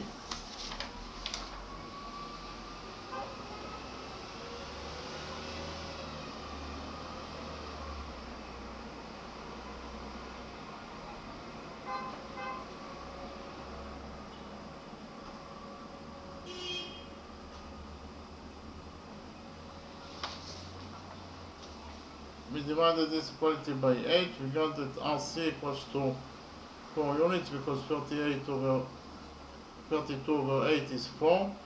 So we got the value of RC. We know that RC equals to 4 units.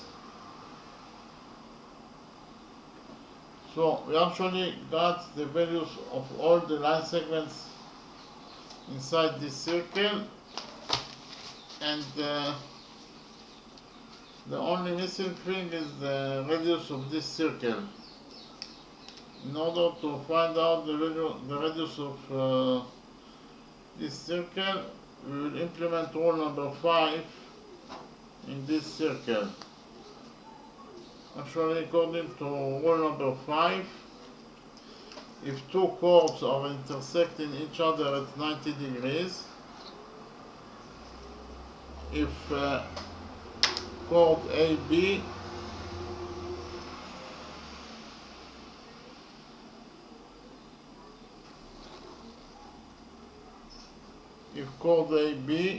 this is chord AB, intersects with chord CD at 90 degrees,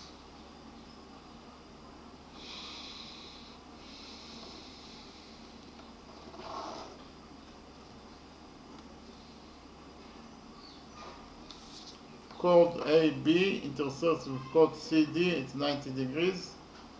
This angle is 90 degrees. And the point of intersection is point O. Then, according to rule number 5, 4 times the radius of this circle squared equals to AO squared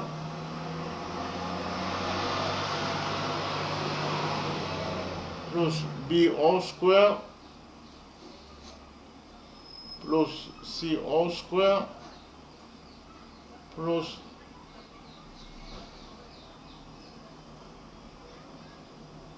DO squared.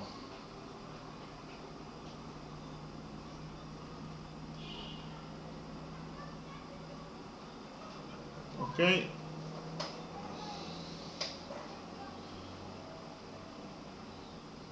So if two chords are intersecting each other at point O at 90 degrees, then the following equality is true, that AO square, that 4 times the radius of this circle squared equals to AO square plus VO square plus CO square plus DO square.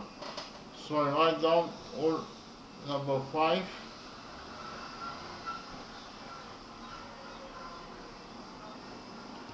Rule number 5 states that if two chords are intersecting each other at 90 degrees, two chords, that is to say chord AB and chord CD,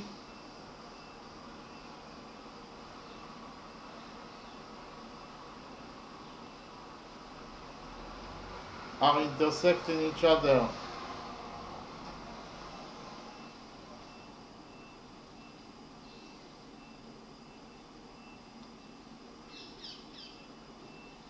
each other at 90 degrees,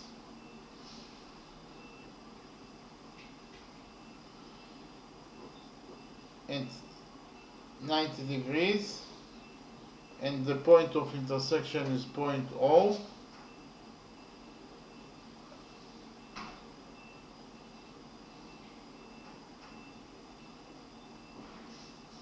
Then the following equality is true.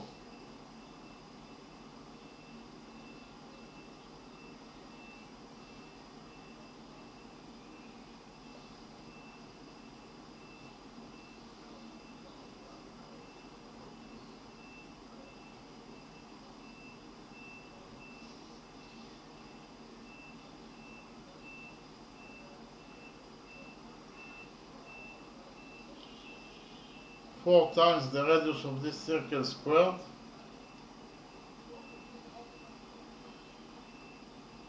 equals to AO squared plus BO squared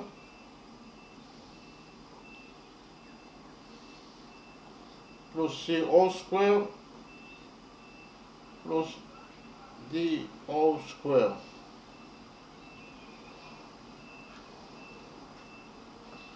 So I will read rule number 5 again. If two chords, chord AB and chord CD, are intersecting each other at 90 degrees, at the point of intersection they create 90 degrees with each other. Actually, this angle is a right angle, it equals to 90 degrees.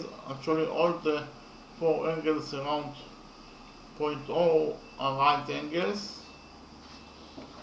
So if this is the reality, then, and the point of intersection is point O, then the following equality is true, that 4 times the radius of this circle squared equals to AO squared plus BO squared plus CO squared plus DO squared. Okay,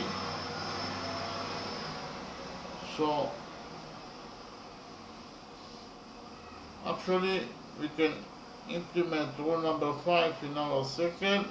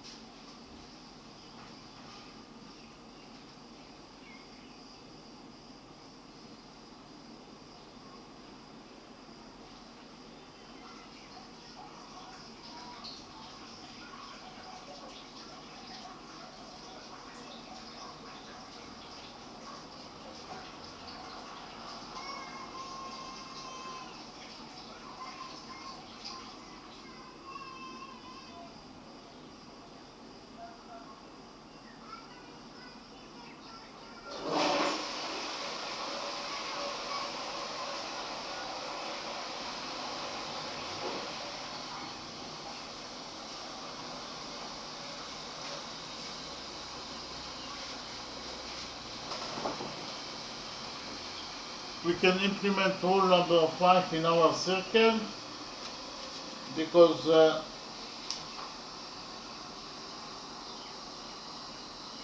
angle BCD equals to 90 degrees. It is given us in the question. Angle BCD equals to 90 degrees.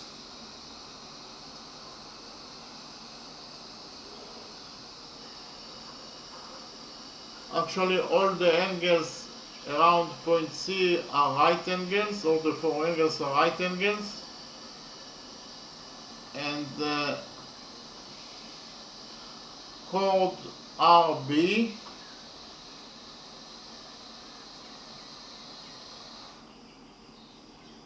intersects with chord DQ at 90 degrees.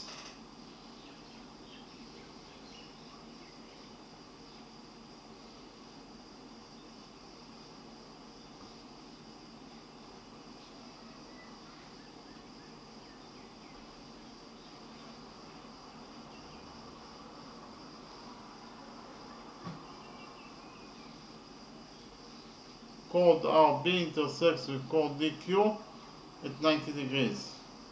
And the point of intersection is point C.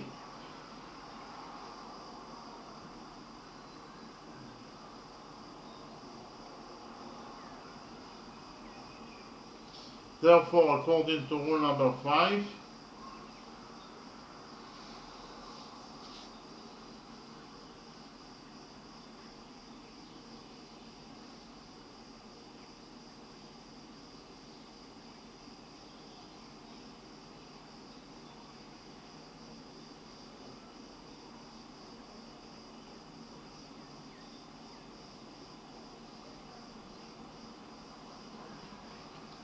four times the radius of this circle squared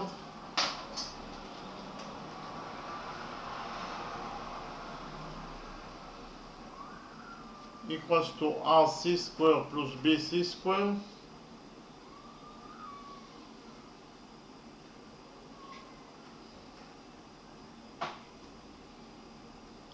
plus DC squared plus CQ squared.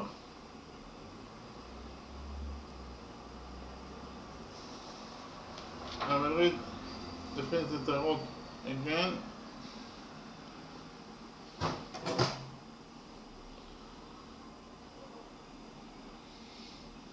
Angle BDC is a right angle. This angle is a right angle. And chord RB intersects with chord DQ at 90 degrees. Chord RB intersects with chord DQ at 90 degrees. All the angles around point C are right angles. All the four angles are right angles. And the point of intersection is at point C. Therefore, according to rule number 5, 4 times the radius of this circle squared equals to RC squared plus BC squared plus DC squared plus CQ squared. Again, 4 times the radius of this circle squared equals to RC squared plus BC squared plus DC squared plus CQ squared. Okay? So, 4 times the radius of the circle squared equals to RC squared. RC equals to 4, so 4 squared is 16 plus BC squared. BC equals to 8, so 8 squared is 64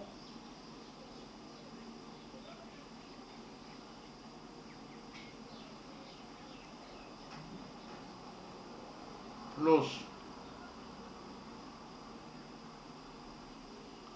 DC squared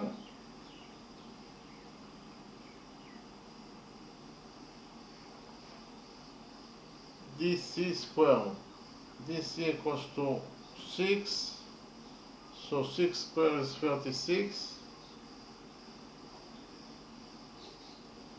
plus CQ squared. CQ equals to 16 over 3. 16 over 3 is 5 thirds. 5 thirds squared is 28.444.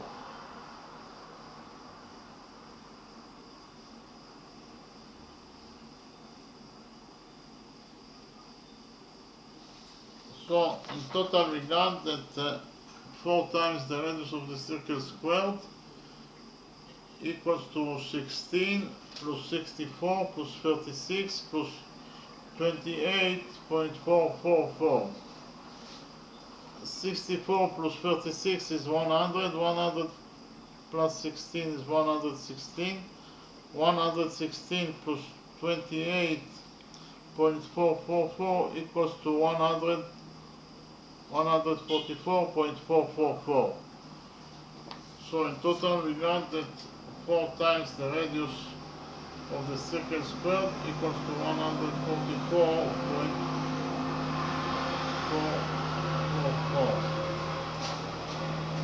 Okay, we got that the radius, 4 times the radius of the circle squared equals to 144.444. We'll divide this equality by 4 in order to get the value of R squared.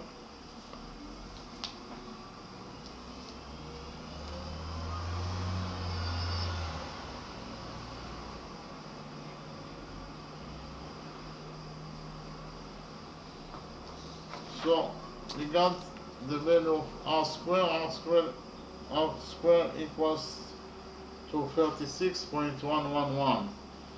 Now we know that the area of any circle, equals to pi times the radius of the circle squared. Okay, the formula for the area of any circle is pi times the radius of the circle squared, and we have the radius of this circle squared is 36.111.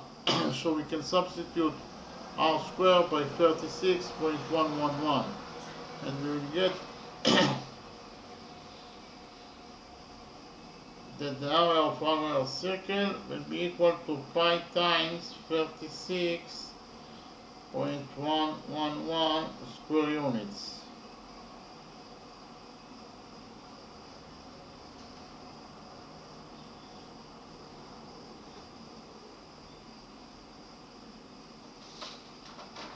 So we learned that the area of our circle is pi times r squared, but r squared equals to 36.111, so we can substitute r squared by 36.111. So we got that the area of our circle equals to pi times 36.111 square units. Okay, or in terms of numbers, the area of our circle equals to 113.45 square units.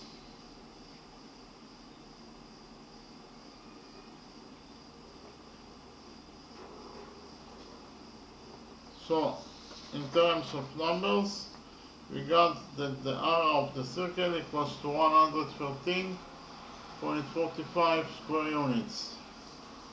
The area of this circle equals to 113.45 square units. Okay, so now I'll summarize the lecture.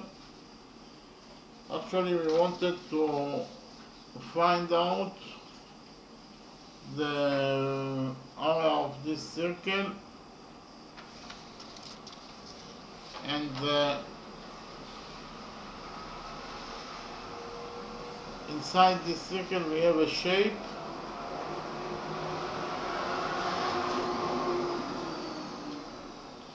and this angle is 90 degrees and this angle is also 90 degrees.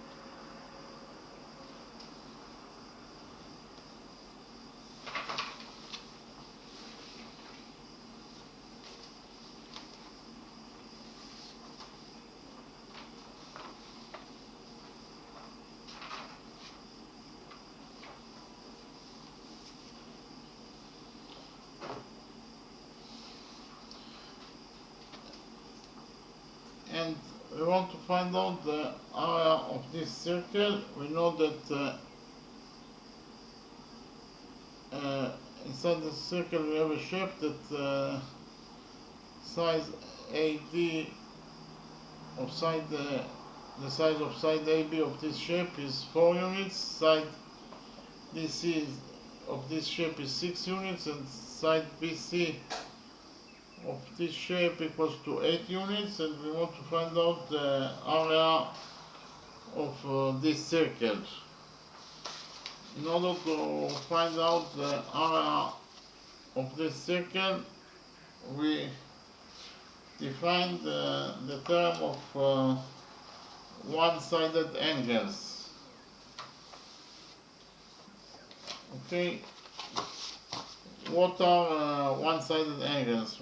One-sided angles are two angles that are from the same side of line C. Okay, and we have two types of one-sided angles. We have interior one-sided angles and exterior one-sided angles.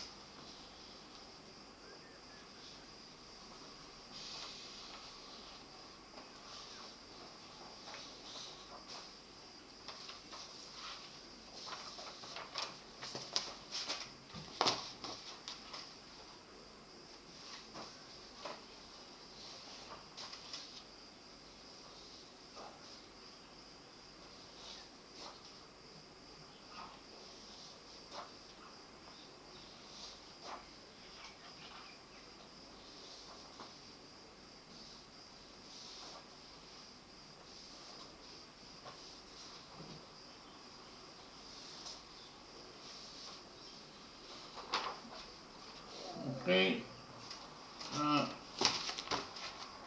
actually we have here line A and line B, and line C intersects those two lines A and B, and the angles alpha and beta are defined as one-sided interior angles because of the fact that those two angles alpha and beta are located on the right side, the same side, that is to say on the right side of line C. They are defined as one-sided angles, and because of the fact that angles alpha and beta are located inside this structure of lines A, C and B, they are defined as interior angles. And we have the second type of one-sided angles. Those angles alpha and beta are exterior one-sided angles because they are exterior angles because they are outside of this structure of lines. Okay, and they are one-sided angles because both of those angles alpha and beta are located on the same side of line C. Both of those angles are located at the right side of line C. For that reason, they are defined as one-sided angles. Okay, and we have rule number one that states that if the sum of the two one-sided angles, and it doesn't matter if they are interior or exterior angles, if the sum of the two one-sided angles equals to 180 degrees, then line A is parallel to line B. So if the sum of those two one-sided exterior angles equals to 180 degrees, then line A is parallel to line B. Okay, and the same rule applies for one-sided interior angles. If the sum of those two angles alpha and beta equals to 180 degrees, we can deduce from it, from rule number one, that line A is parallel to line B. Okay, so we actually can implement rule number one in our circle, because in our circle we have two one-sided angles. They are one-sided angles because both of them are located in the right side of line segment DC. Okay, and the sum of those two angles are 90 degrees plus 90 degrees is 180 degrees. So we have two one-sided angles, that the sum of those two one-sided angles is 180 degrees. So according to rule number one, we can deduce from it that line segment AD is parallel to line segment BC, again because of the fact that those two one-sided angles the sum of them is equal to 180 degrees. According to rule number 1, line segment AD is parallel to line segment BC. Okay, then we define the term of vertex angles. Whenever two angles are intersecting each other, at the point of intersection at this point, they create four angles. Angle 1, angle 2, angle 3, and angle 4. Actually, angles 1 and 3 are defined as vertex angles, and according to rule number 1, they are equal to each other. And the second pair of angles are angles 2 and 4. They are also vertex angles, and according to rule number 2, they are equal to each other. Okay, so I read rule number 2. Rule number 2 states that vertex angles are equal to each other. So we have two pair of vertex angles. This is the first pair of vertex angles. Angles alpha and beta are defined as vertex angles, and according to rule number 2, they are equal to each other. And the second types of vertex angles are those two vertex angles. According to rule number 2, they are also equal to each other. Okay, so we implemented rule number 2 in our circle because those two angles are vertex angles, and according to rule number 2, they are equal to each other. Okay, then we defined the theorem of alternating angles. If we have two lines, line A and line B, and line C intersects these two lines, then angles alpha and beta are defined as interior alternating angles. Why are angles alpha and beta are alternating angles? Because they are located at different sides of line C. In relation to line C, they are located at different sides of line C. While angle alpha is located to the right of line C, to the right side of line C, angle beta is located to the left side of line C. So, because of this fact that they are located at different sides of line C, they are defined as alternating angles.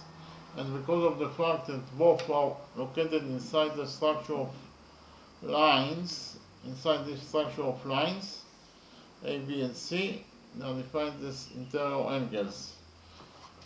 And the second type of alternating angles are exterior alternating angles, because of the fact that those two angles are outside of this structure of lines A, B, and C. They are defined as exterior angles. And because of the fact that those two angles are at different sides of line C in relation to line C, they are located at different sides of line C, while angle alpha is located to the right side of line C, angle beta is located to the left side of line C. For that reason, they are defined as alternating angles. Okay, and because of the fact that they are located outside of this structure of lines, they are defined as exterior angles. So those angles are exterior alternating angles, and according to rule number 3, alternating angles, it doesn't matter if they are interior or exterior, alternating angles between parallel lines are equal to each other. So actually, if we know that line A is parallel to line B, then angle alpha equals to angle beta.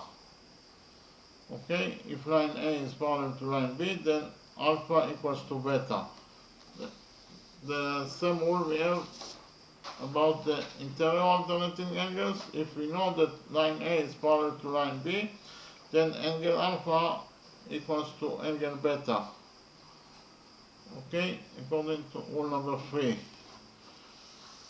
So we actually implemented rule number 3 in our circle because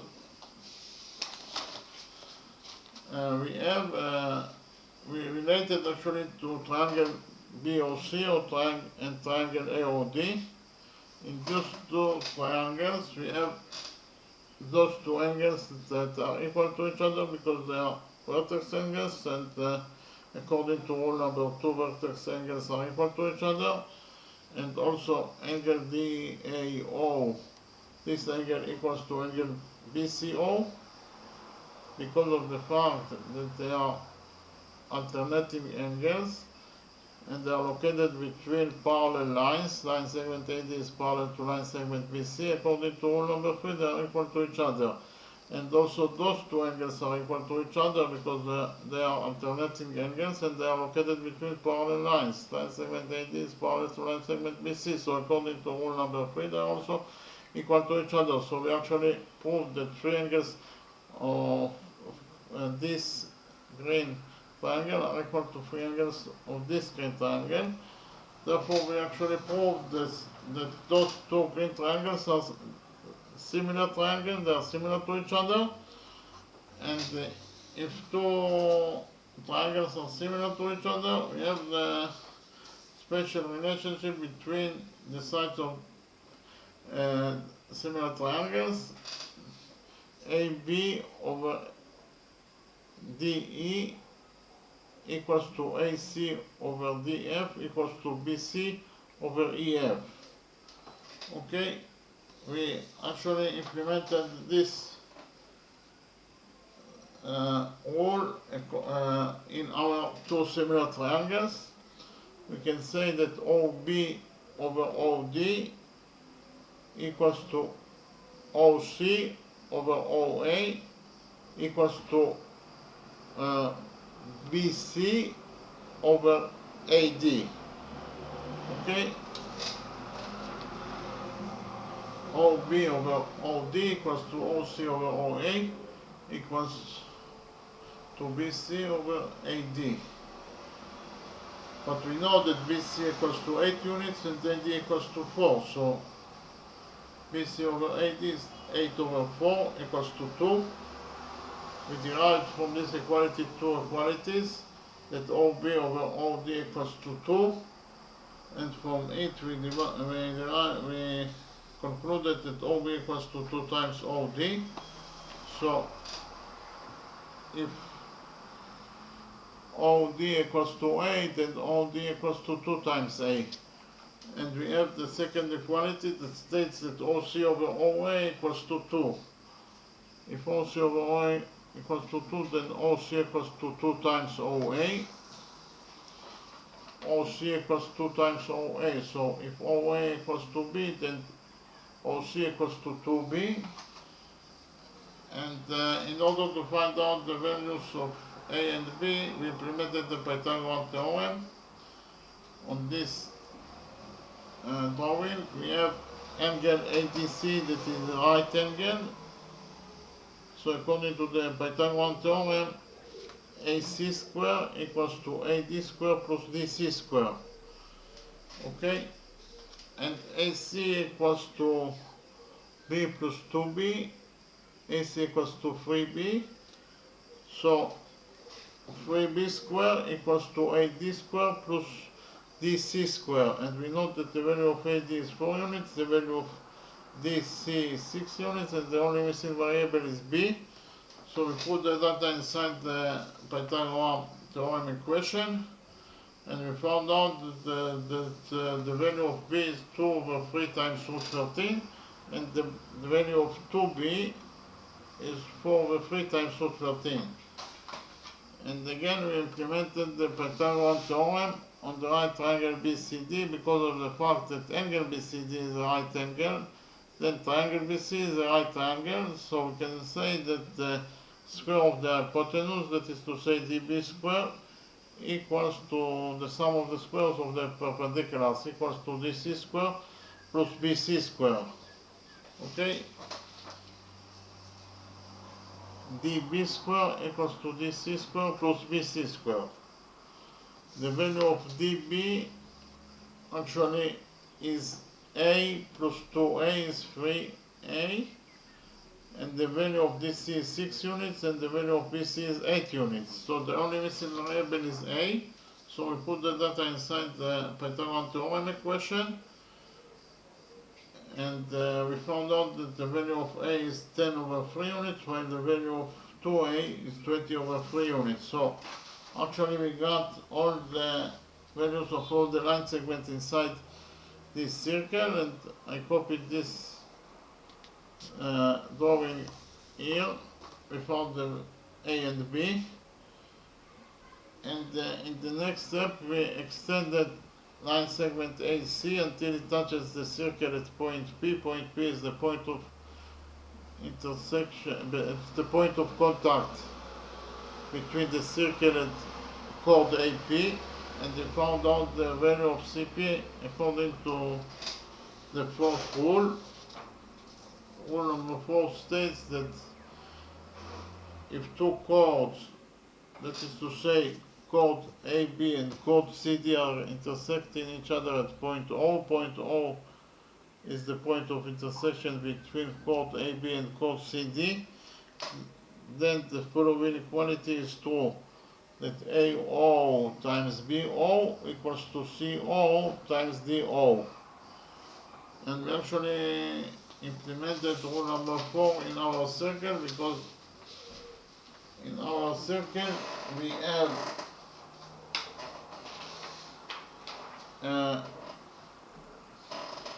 chord AP that intersects with chord DB at point O. So according to rule number 4, AO times OP equals to DO times OB. Okay? AO times OP equals to DO times OB. And the only missing variable is CP.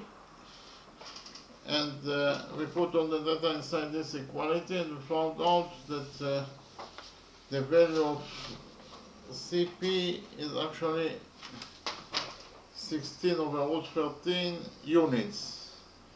Okay, the next step,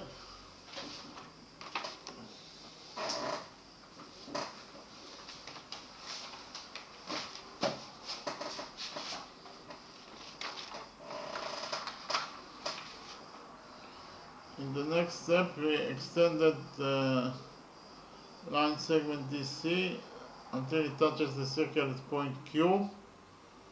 Point Q is the point of contact between the circle and chord DQ. And we implemented rule number 4 in order to find out the value of CQ, because we have chord DQ that intersects with chord AP at point C. Point C is the point of intersection between chord DQ and chord AP. So according to rule number 4, DC times CQ equals to AC times CP. Again, DC times CQ equals to AC times CP. And the only missing line segment is CQ. Okay, DC times CQ equals to AC times CP. And CQ is the only missing line segment, and we found out that the value of CQ is 16 over 3 units. Okay, then we extended line segment BC until it touches the circle at point O. Point O is the point of contact between the circle and chord BR. And we implemented rule number 4 in order to find out the value of RC, the line segment RC. Actually, chord RB intersects with chord DQ at point C. Point C is the point of intersection between chord RB and chord DQ. So according to rule number 4, RC times BC equals to DC times CQ. Again, RC times CB equals to DC times CQ, and the only missing line segment is RC. So we put the data inside this equation, and we found out that the value of RC equals to 4 units. Actually, we have all the values of all the line segments inside this circle, and the only missing thing is the radius of this circle. And in order to find out the value of the radius of this circle, we implemented new rule number 5, that states that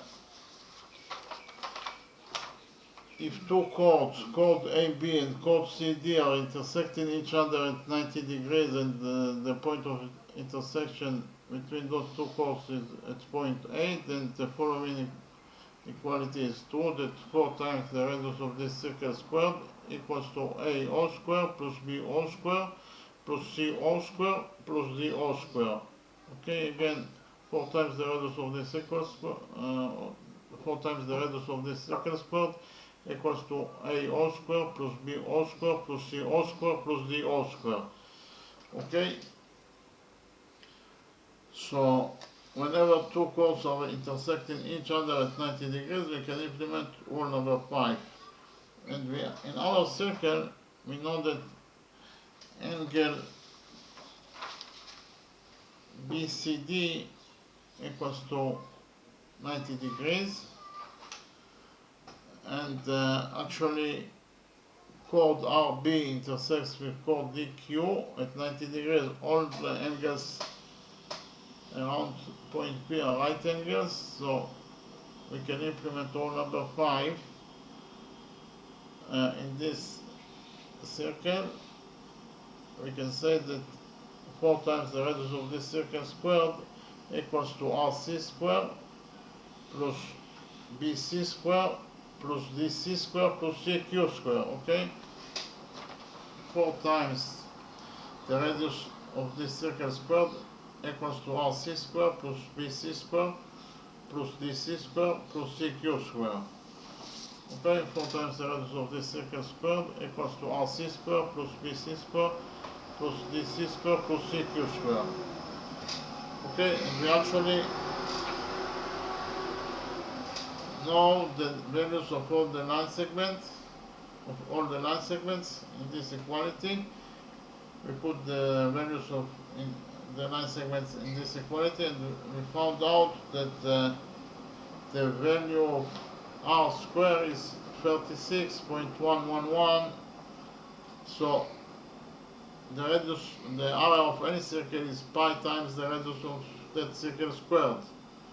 And we know that R square equals to 36.111. So the area of our circle equals to pi times R squared. R square is 36.111.